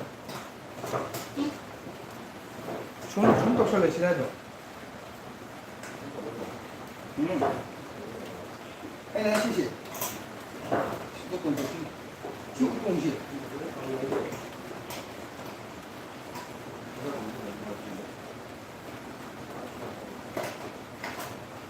시국공시 시국보라디 같은 거를 봅니다 시간 안 시기 지라 거든요 Aduh, gua kat urus ini mesti makan tu. 한 갖고 이봐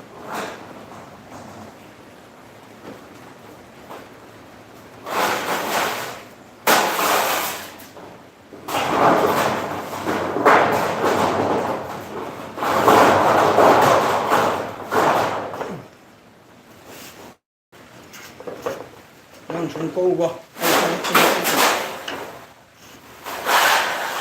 얘들아 좀 punget ya pak ngay giờ không ngắt ở trên này giờ tôi làm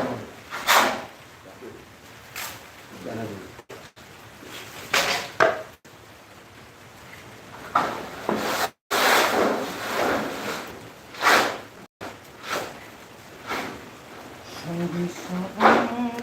Kenapa lain ke aja? to yang kalau tuh ayo sana punget ya Gun ke terus, wasir sini. Wasir sini gun ke dekat kau tu. Kalau awak kat tu, sigi lanjut kat dia. Sigi maya je kat. aduh mereka di pintu kuku tuh Dua ali orang. Sigi lanjut kat dia. kare Asal tunggu dah sih. tunggu nang dua tentok kalau sampai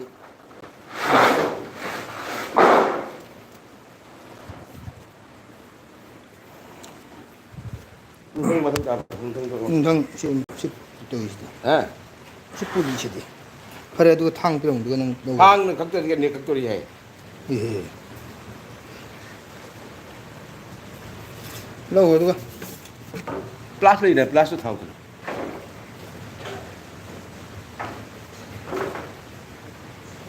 가능성이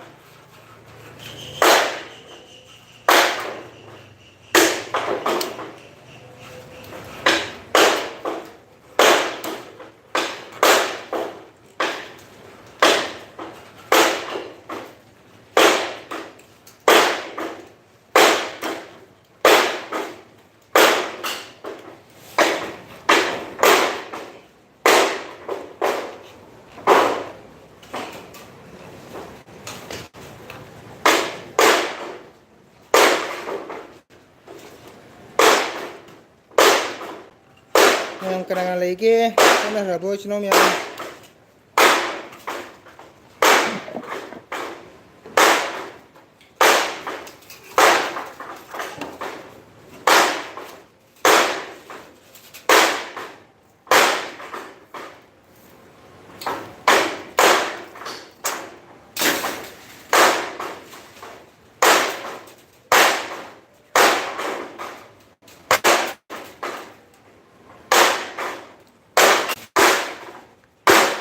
jadi hari itu cukup untuk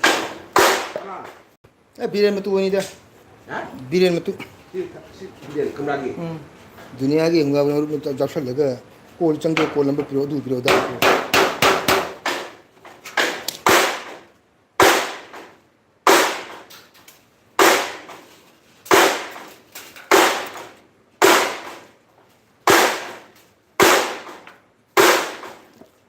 ungki ngai chana tare tumba mata mate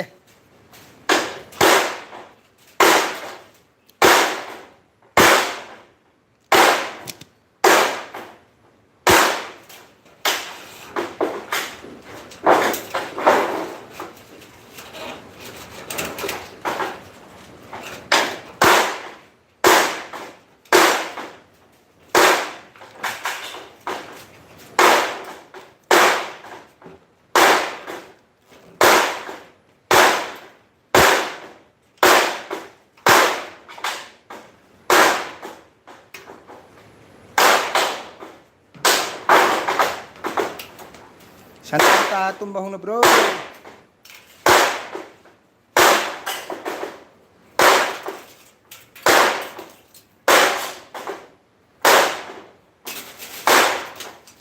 Niche kakak pangre pangre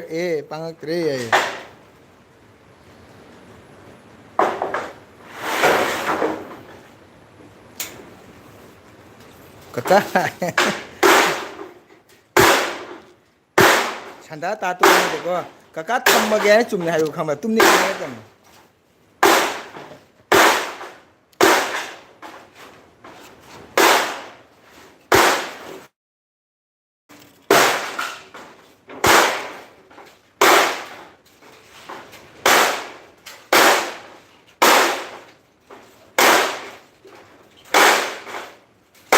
Sekian macam apa ini kan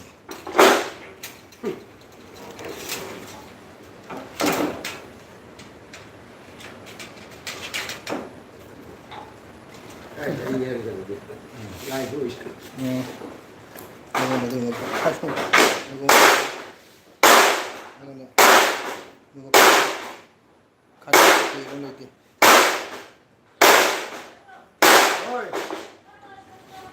Nah, kौन है?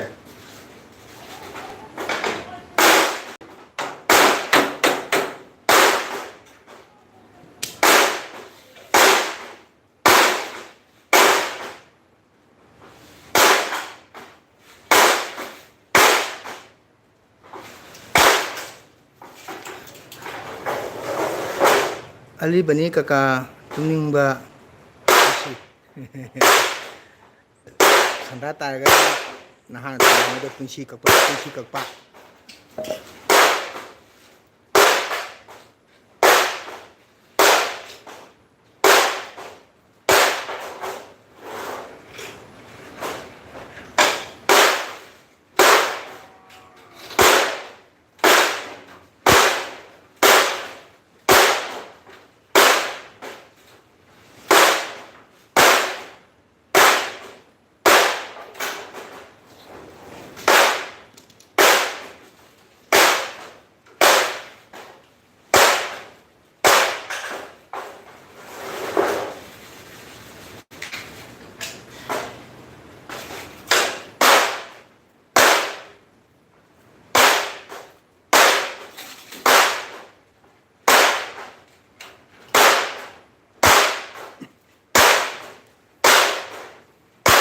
Oi bani hai bani oi bani do mungkin tu punci kakpa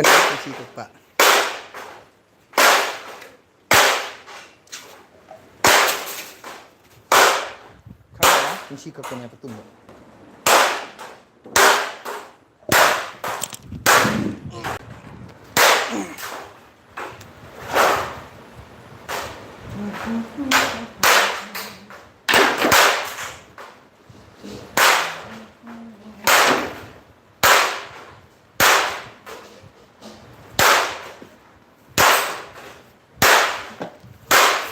라라라라라라.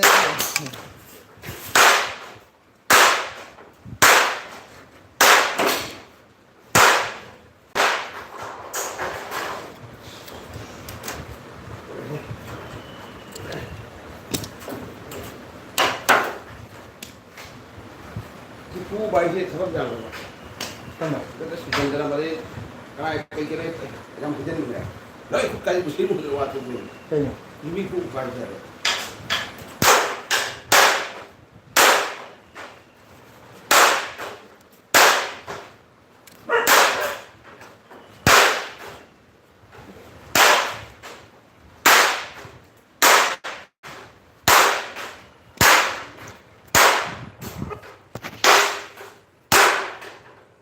ꯅꯣꯡꯅ ꯆꯨꯕꯅꯦ ꯐꯤꯅ ꯆꯣꯠꯄꯅꯦ ꯊꯕꯛ ꯇꯧꯕꯗ ꯑꯄꯟꯕ ꯑꯣꯏꯕꯅꯦ ꯃꯣꯕꯥꯏꯜꯁꯨ ꯁꯨꯝ ꯌꯦꯡꯂꯒ ꯇꯟꯗꯅ ꯇꯨꯝꯅꯤꯡꯕ ꯄꯣꯛꯏꯅꯤ ꯀꯛ ꯁꯨꯡꯌꯥ ꯌꯥꯗꯦ ꯇꯨꯝꯕ ꯁꯨꯡꯌꯥ ꯌꯥꯗꯦ ꯑꯩ ꯇꯨꯝꯕ ꯌꯦꯡꯉꯨ ꯅꯍꯥꯟ ꯇꯨꯝꯕ꯭ꯔꯥ ꯇꯨꯝꯗꯦ ꯁꯨꯝ ꯇꯧꯔꯤꯁꯤꯅꯦ ꯅꯨꯡꯊꯤꯟꯗꯅꯦ ꯅꯍꯥꯟ ꯇꯨꯝꯕꯁꯦ ꯄꯨꯟꯁꯤ ꯀꯛꯄꯅꯦ ꯄꯨꯟꯁꯤ ꯀꯛꯄ ꯈꯪꯕ꯭ꯔꯣ 이제 선생님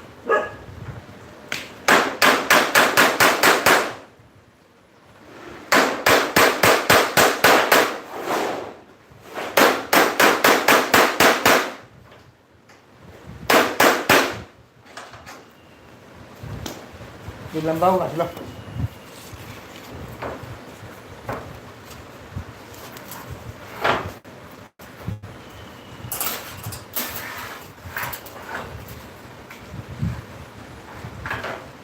hả luôn không có cái gì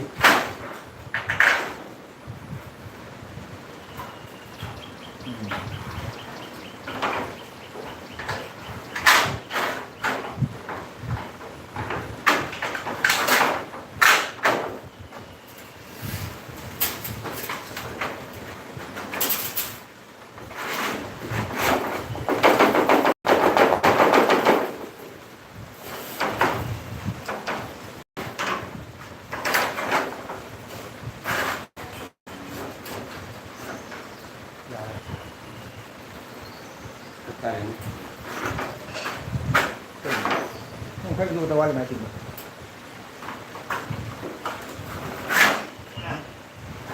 딱 이거 맞는데 ừ.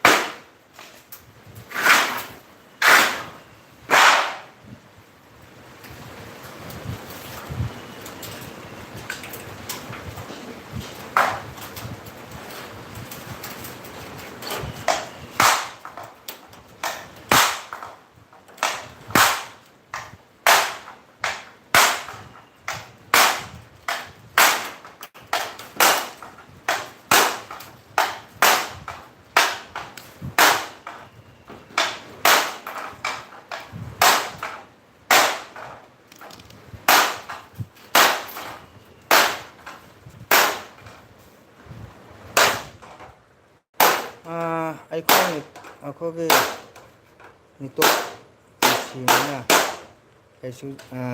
kaisu jare kaka karimata waning ngai leitre kaka hey karang ngang nuko nang karanyam ngang nang karanyam ngang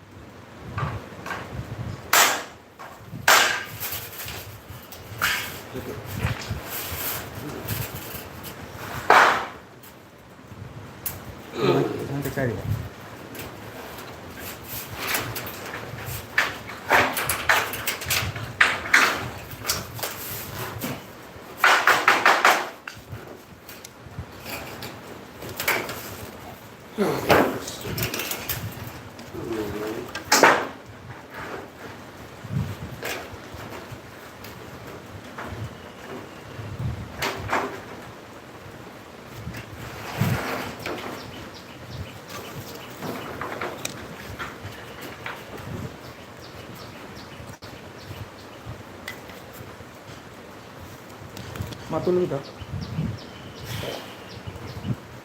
Lahat ng food. Hindi ko siya nagawa nito. Yung pamilya.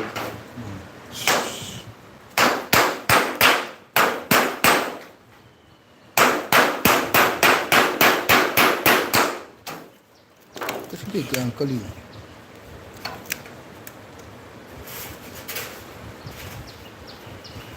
Ôi,วันนี้กาก้าเอ้ย นั่งช่วยด้วยนะ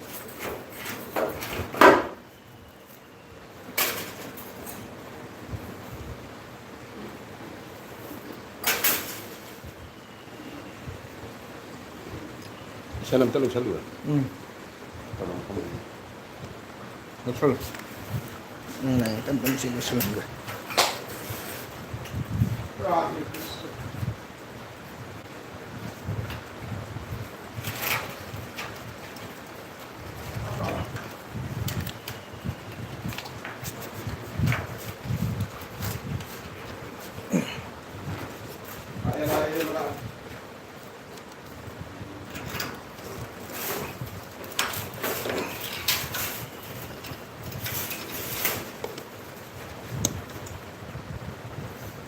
โอ้ยวันนี้กาก้า น่าเถิดตัวเป็น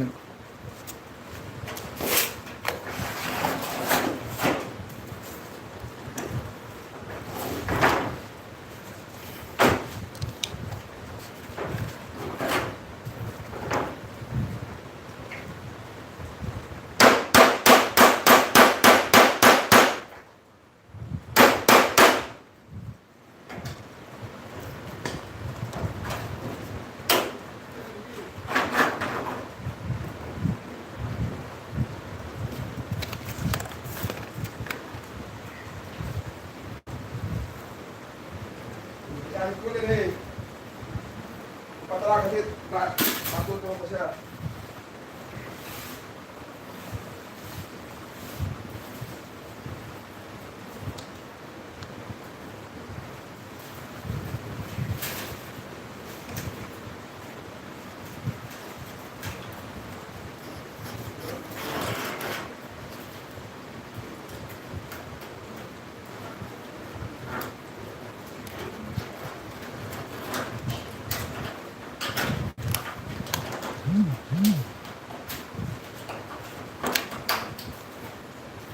King mo yan.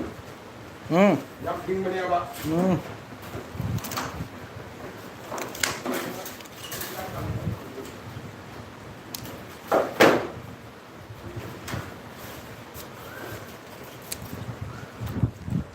คุณชิใช่ชักนะไอ้นะทำลีตัวบ้านสีดาฮีลากปะง่ายไปได้เฮ้ยการงานยิ่งชิงงานยันมันชิงงานจีบโอ้ยตัวงานเลยชิงงานจีฮัจินั่งตัวง่ายมันทำเลยชื่อวารีนั่งงานชิโก้ว่าท่านดูยัง enjoy ตัวถูกเนี่ยยังทำไม่ชวนมาหงนะบรอชื่อวารีเนี่ย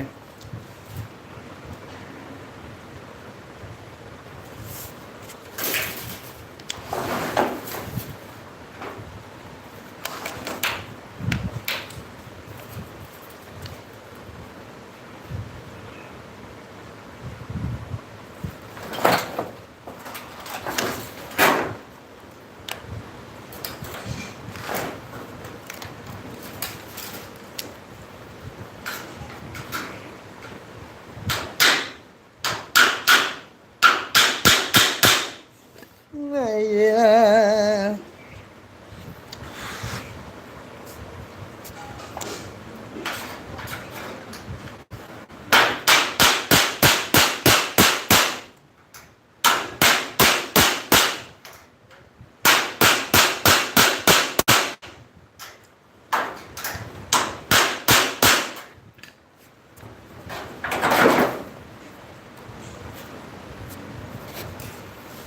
Kunci nong tang shiraga lora ba kunci ni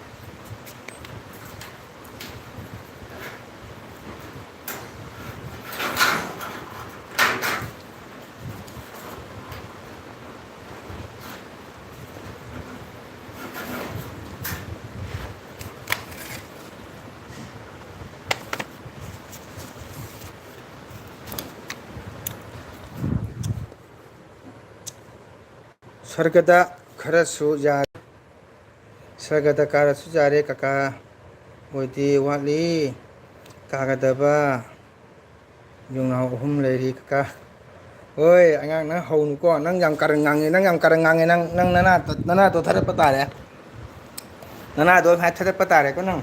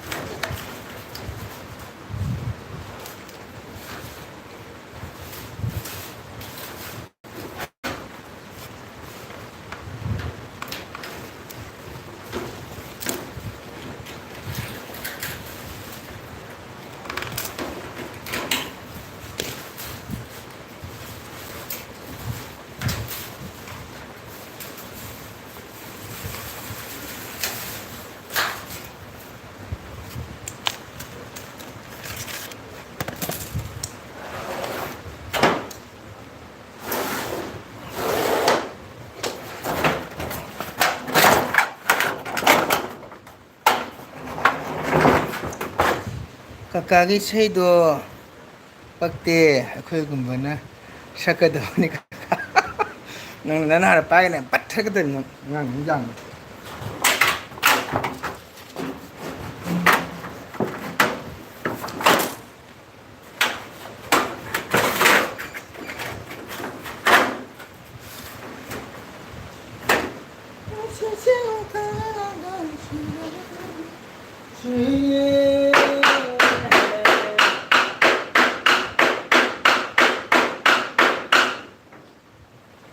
अगर तू मिल जाए जो न छोड़ेंगे हम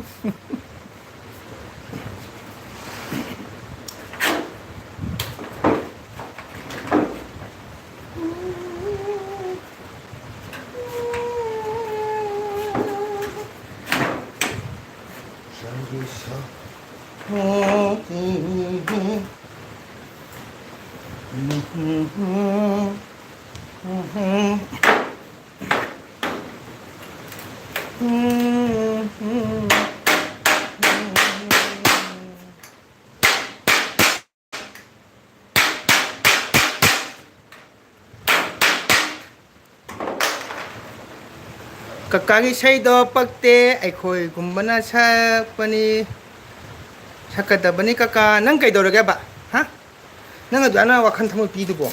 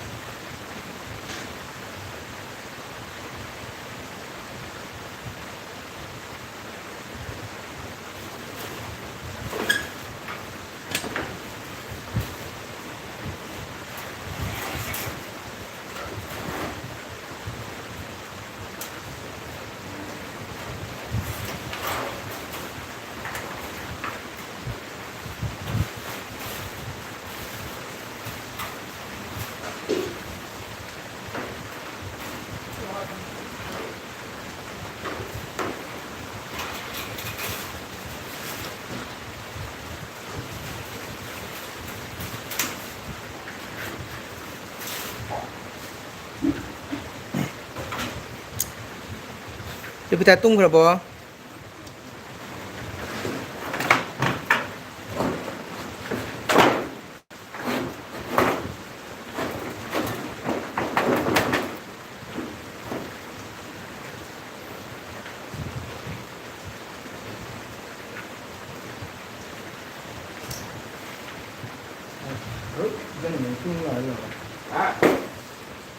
이거 그대로 해라.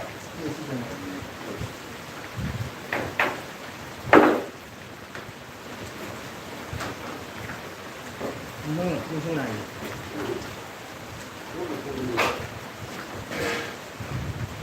Sino para cái Yeah. Không có ủ thì. Ha. Sao tụ được xoay xoay lầu.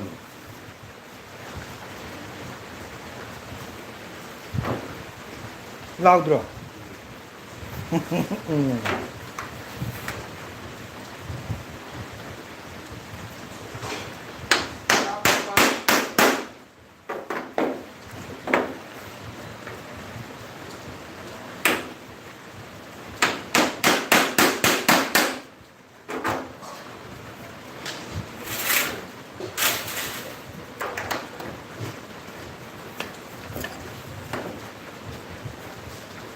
Kakagi say do pagte. Để bây giờ tung ra bó.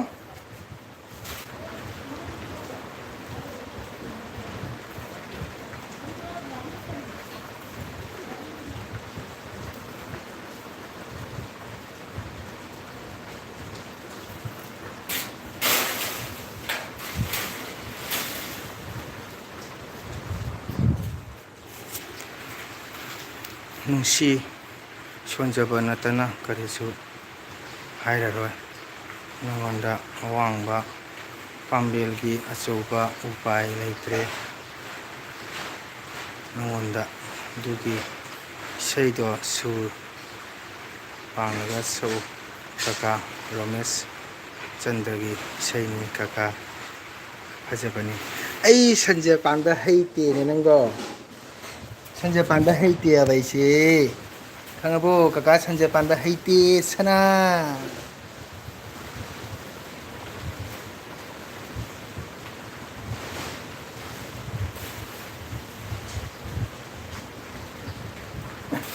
ꯎꯈ꯭ꯔꯨꯜꯗ ꯑꯩꯒꯤ ꯊꯋꯥꯏ ꯂꯩꯍꯧ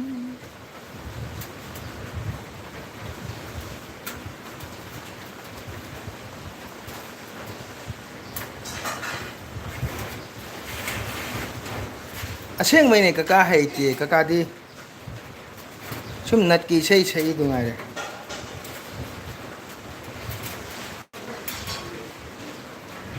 ꯎꯈ꯭ꯔꯨꯜꯗ ꯑꯩꯒꯤ ꯊꯋꯥꯏ ꯂꯩꯍꯧꯔꯦ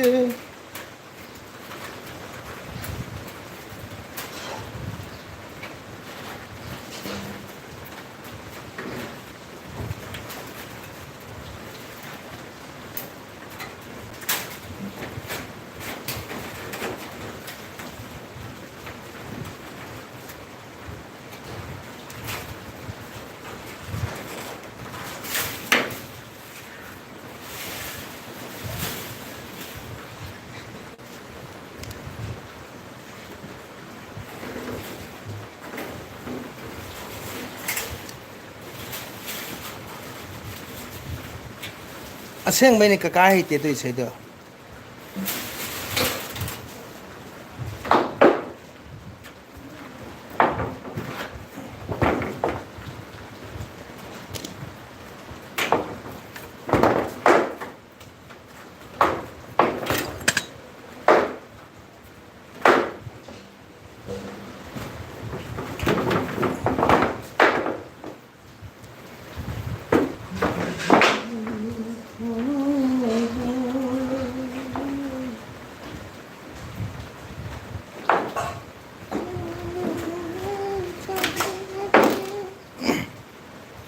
ꯑꯗꯨ ꯏꯁꯩꯗꯣ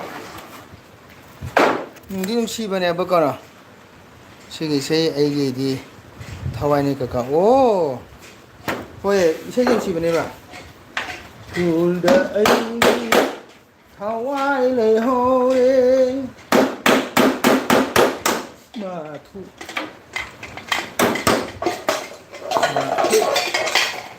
이게 시청을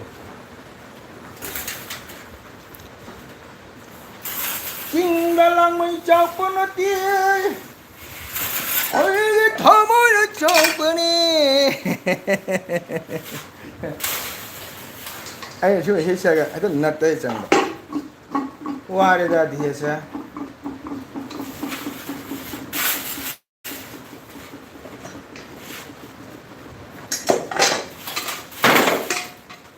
어디 보래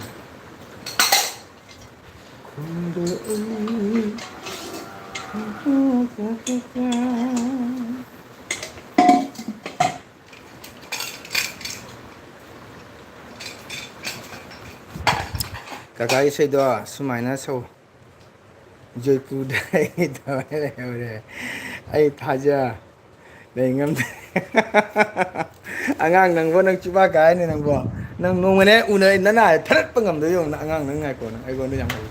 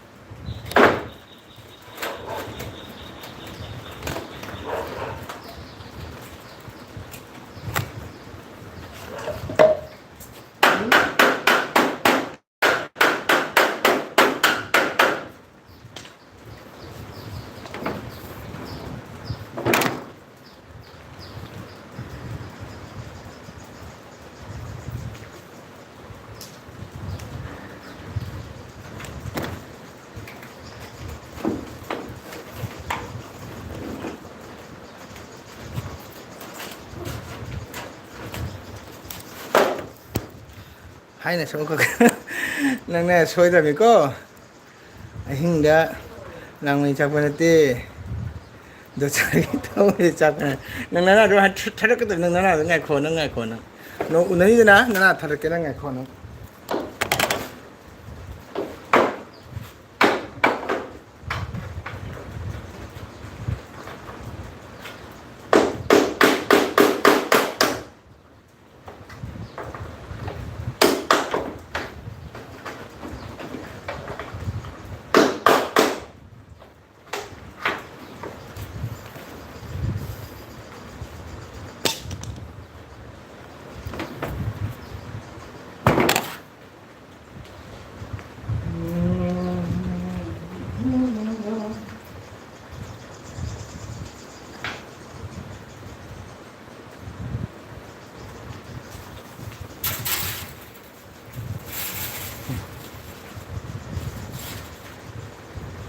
năng ngày khổ năng ngồi mà năng na thở kìa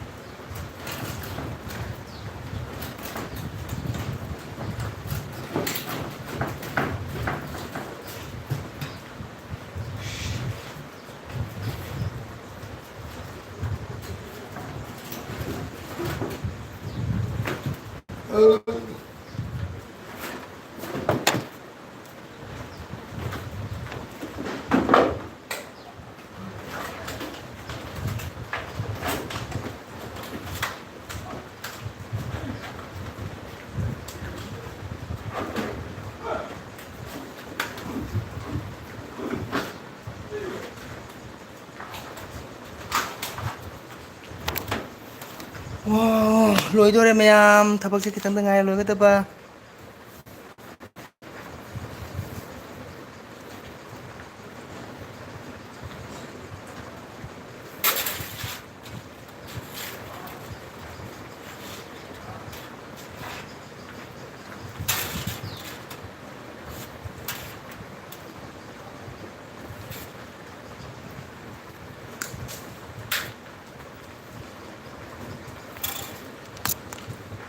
ngà tung này tung mò cái đây này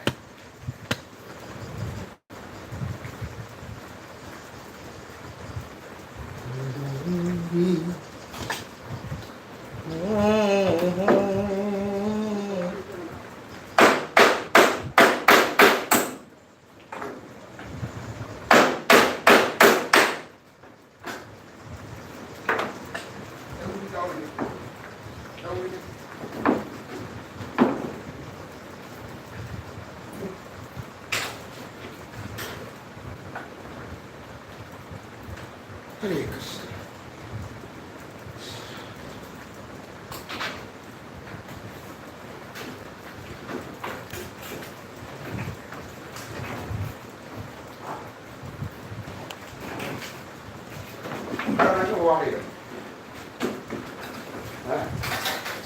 Karena lắm rồi. Karena lao rồi thì chúng ta đi này. 야, 그래. 이 당근은 돼. 돈 하이는 데 그래. 돈 하이.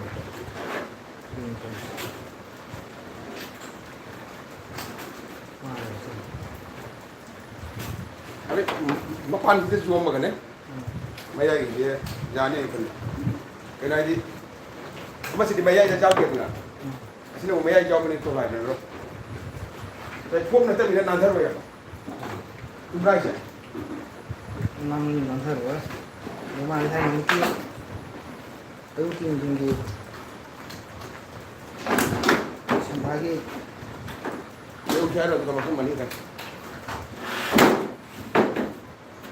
그 좀 어디에냐 통 하이브리 되는 또 좀 반도 와도 할리 그러니까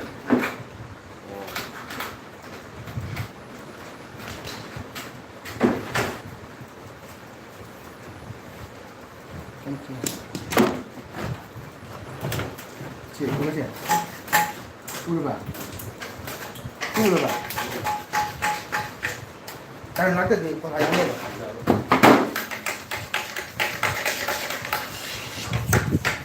Ush, ware Shina, ipa pare kaka Chalo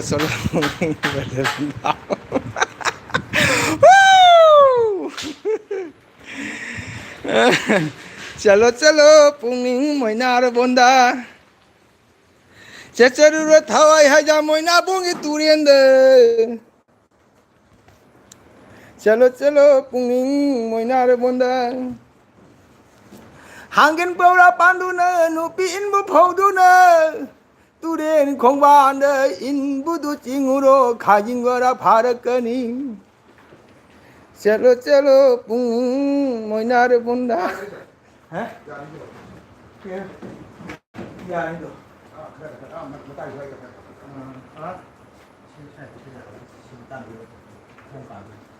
Nên mà cái gì cất rồi.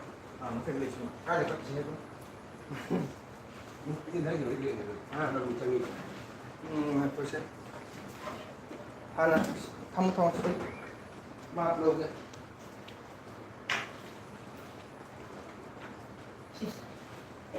시원 이거 왜 다른 나쁘지 않아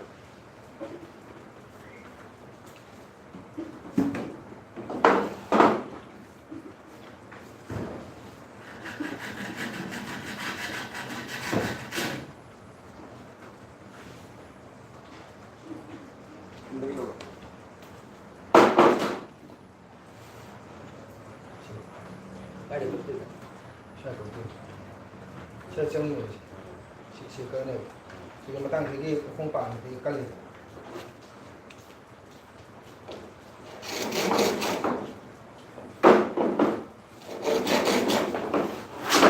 아주 말이야 뭐냐 코로나 즉 막도가 아, 그거 있었지. 그거 째로. 야, 그거 깨주. 깨면 이문 장선 들고 와. 이문 없어. 내가 어제 그랬거든요. 나 생제 그때 하고 친구들 그래 왔거든요. 그게.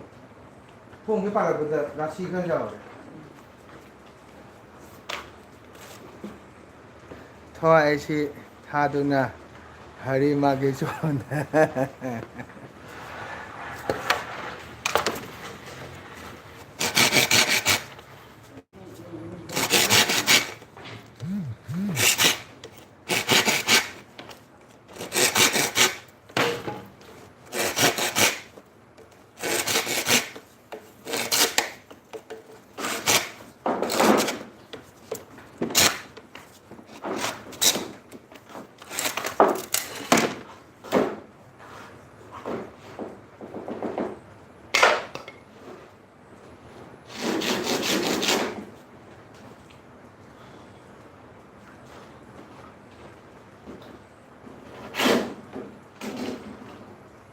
와야 되는 거야. 스톱이 그냥 이만하게 이 거울로 이쪽으로 쏘고. 이거. 아, 남수 저거 먹자 이거. 먹자. 이거.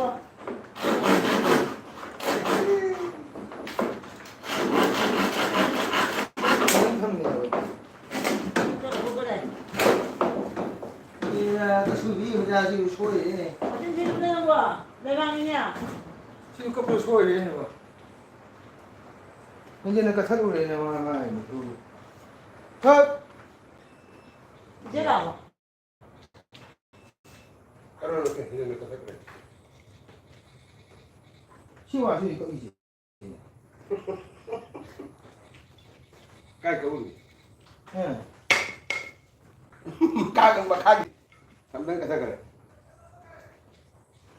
지금 뭐 하고 있니? 얘는 그래 그러지. 이거 그래.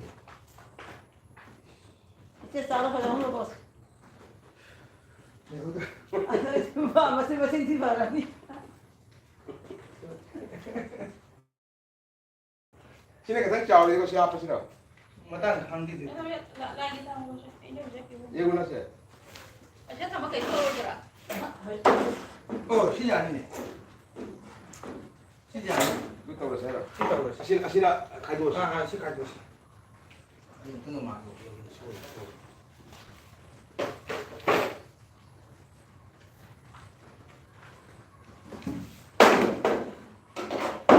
mai qua sẽ đúng dụng ngay đây mình nên mà hạt được hả? qua sẽ đúng dụng ngay đây mình ăn được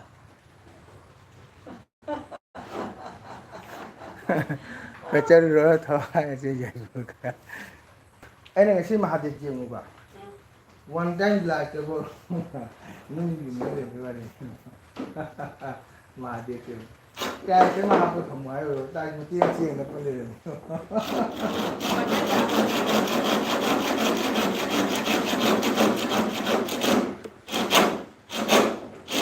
끝자리로 더 와야지. 끝자리로 더 와 애도 뭐 나오는 게 궁금다.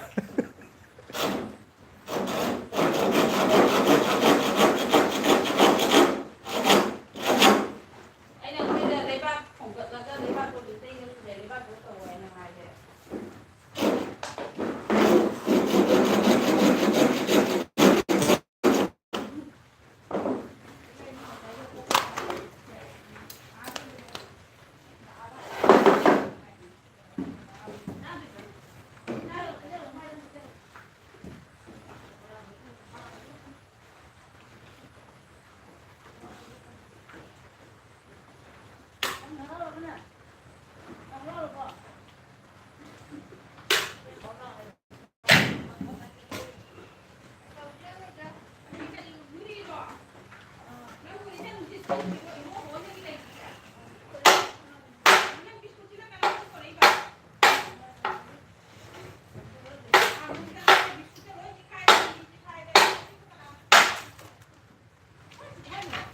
Krishna की licence शेमरीना कका हरे कृष्ण ओइन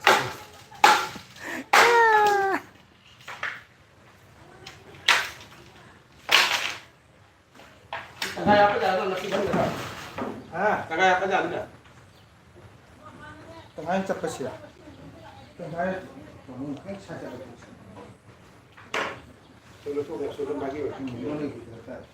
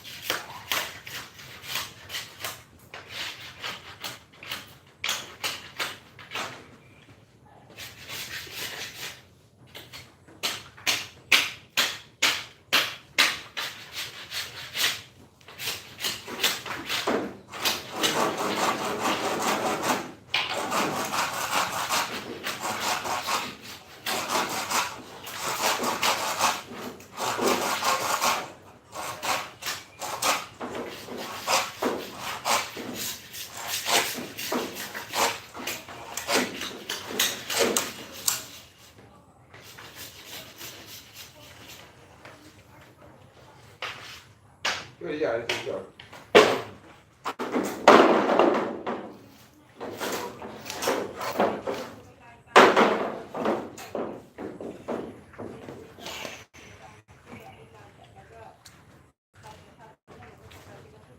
사장한테 sepatu 아니다. kan jam terus tu Solo apa dia? 합시. 저는 합시. 이 카메라 해야 돼. 그게 이게 한국인 도둑이냐? 나는 수고를 쓰는 거 같거든.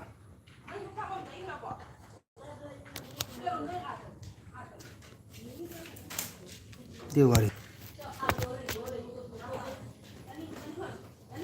봐요. 다른 당신이 몇 자자?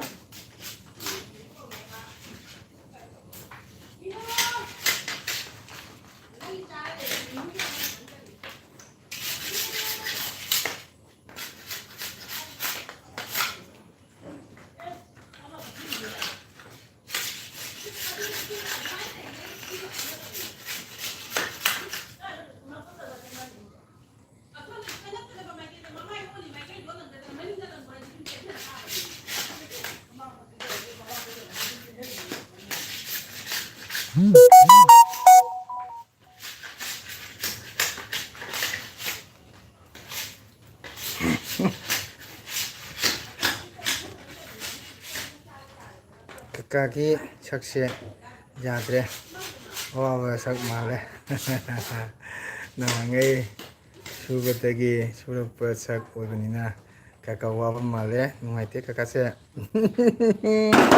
땡큐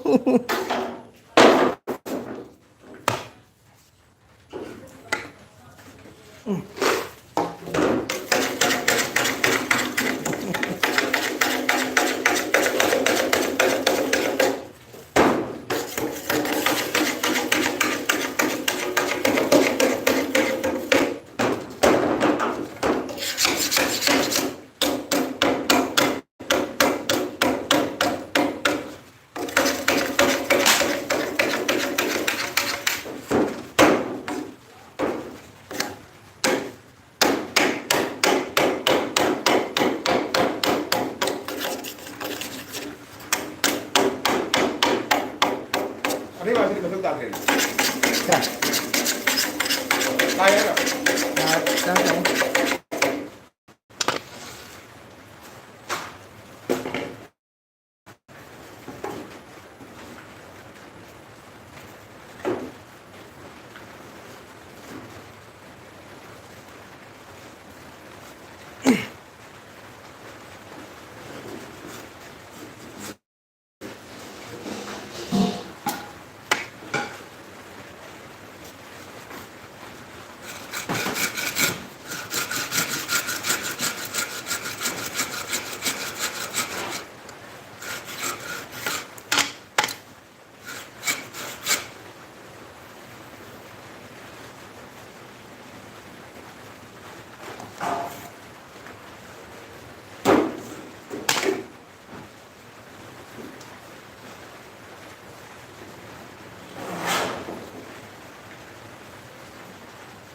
까먹고 이래야 돼. 나 지금 오늘 얘기 안 해. cái giường siêu cái đấy thì chụp sạc lên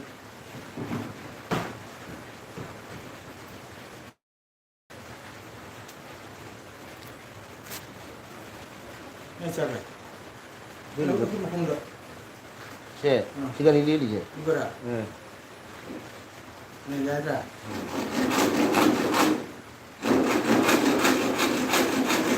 얌차 그래. 내줘 그래.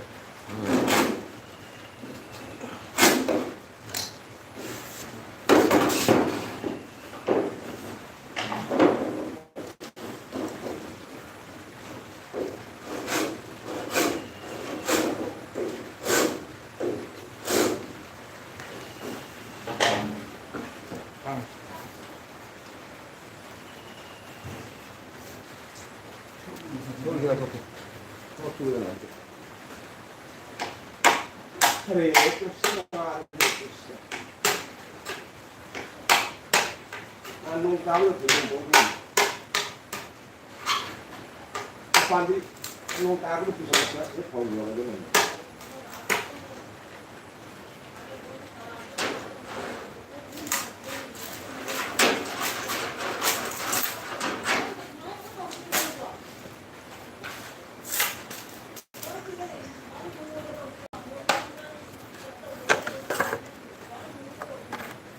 솔직히 해라 봐라.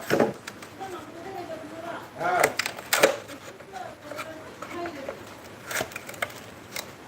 또 막.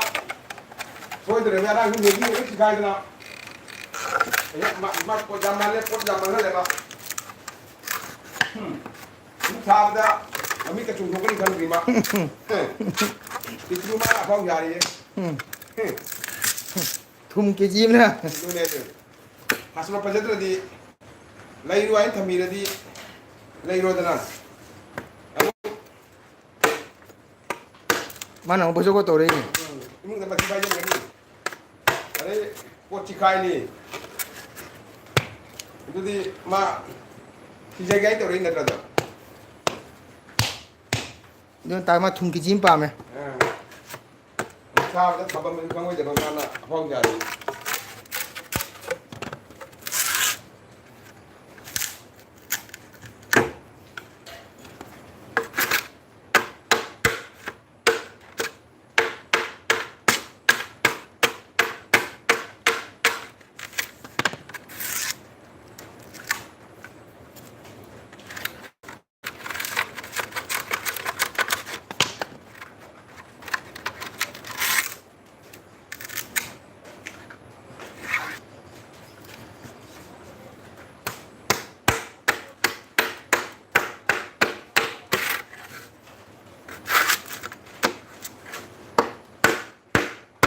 여기 저 아육대기 미 레이거든. 자이 레이 미.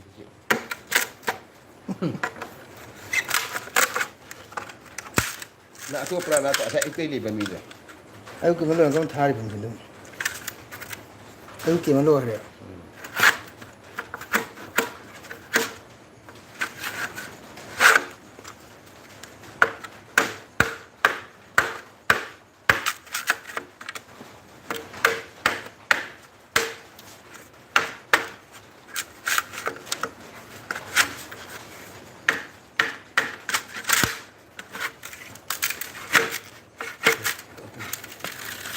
지.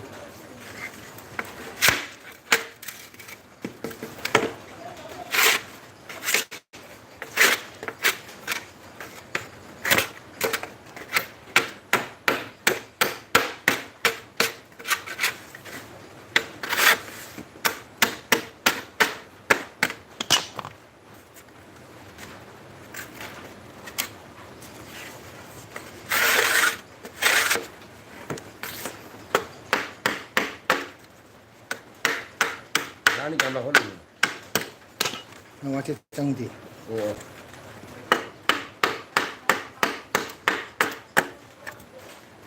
chứ 야, 아들 밑에 먹고 세만 로게 또. 가마 세만 로게. 플라스틱이 도 합게.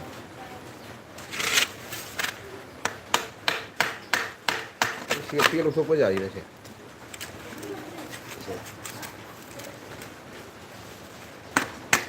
làm đi nhà rồi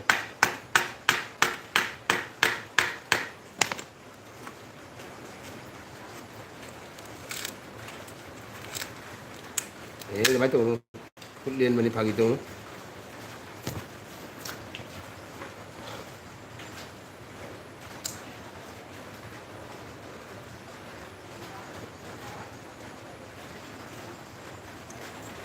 mẹ em lúc sau cái qua đây 데비타 레리버 데비타 뚱그러버 포타르보 까깔로 살라게고 이제 사마틱 삼이 손는다 또 하도 한 이제 시간을 파면 참도 범신을 내더라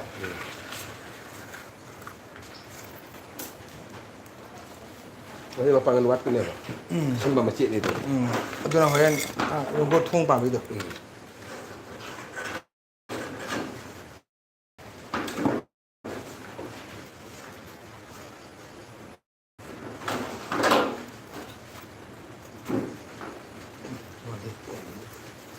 Lên chân tay chưa? Xin liên balik. Liên balik. Liên này. Anak masjid tengah loh.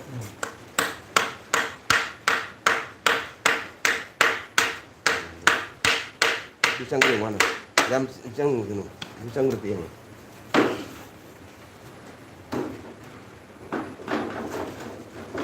Sama mana tu?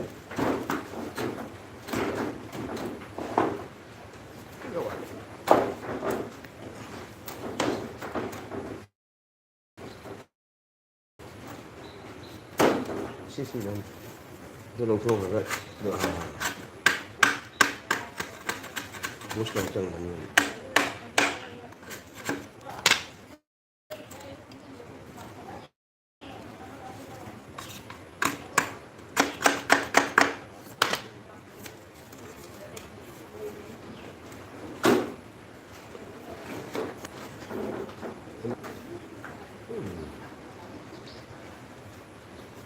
Jangan betul.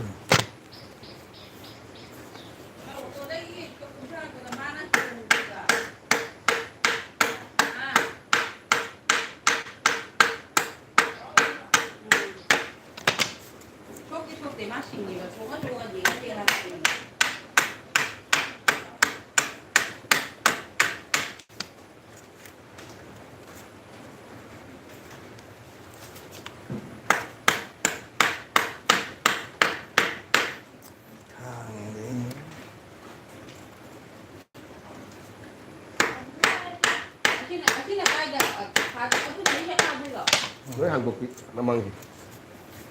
Thong.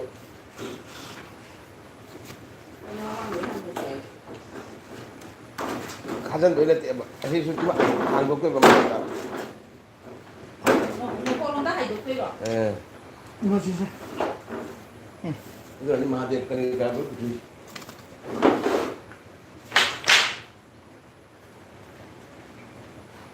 그렇게 아시에 뭐.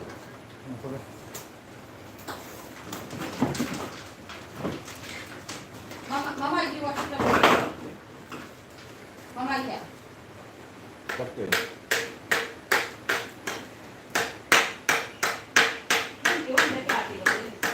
아.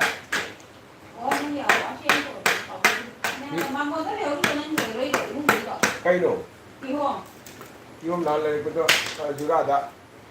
Phun phun.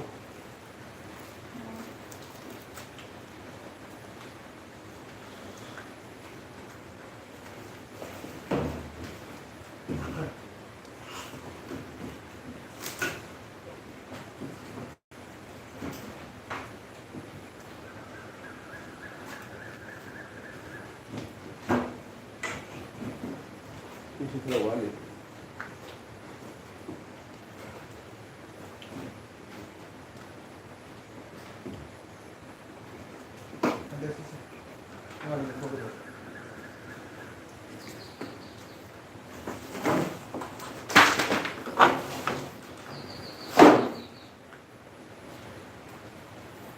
정신 먹는 게 ꯁꯨꯕ ꯑꯃ ꯇꯧꯔꯣ ꯀꯥꯔꯦꯟ ꯑꯣꯏꯔꯁꯦ ꯂꯥꯏꯅꯨꯡꯒꯤ ꯂꯥꯏ ꯁꯦꯕꯥ ꯇꯧꯕ ꯃꯇꯝꯒꯤ ꯑꯃꯈꯛ ꯊꯝꯖꯜꯂꯣ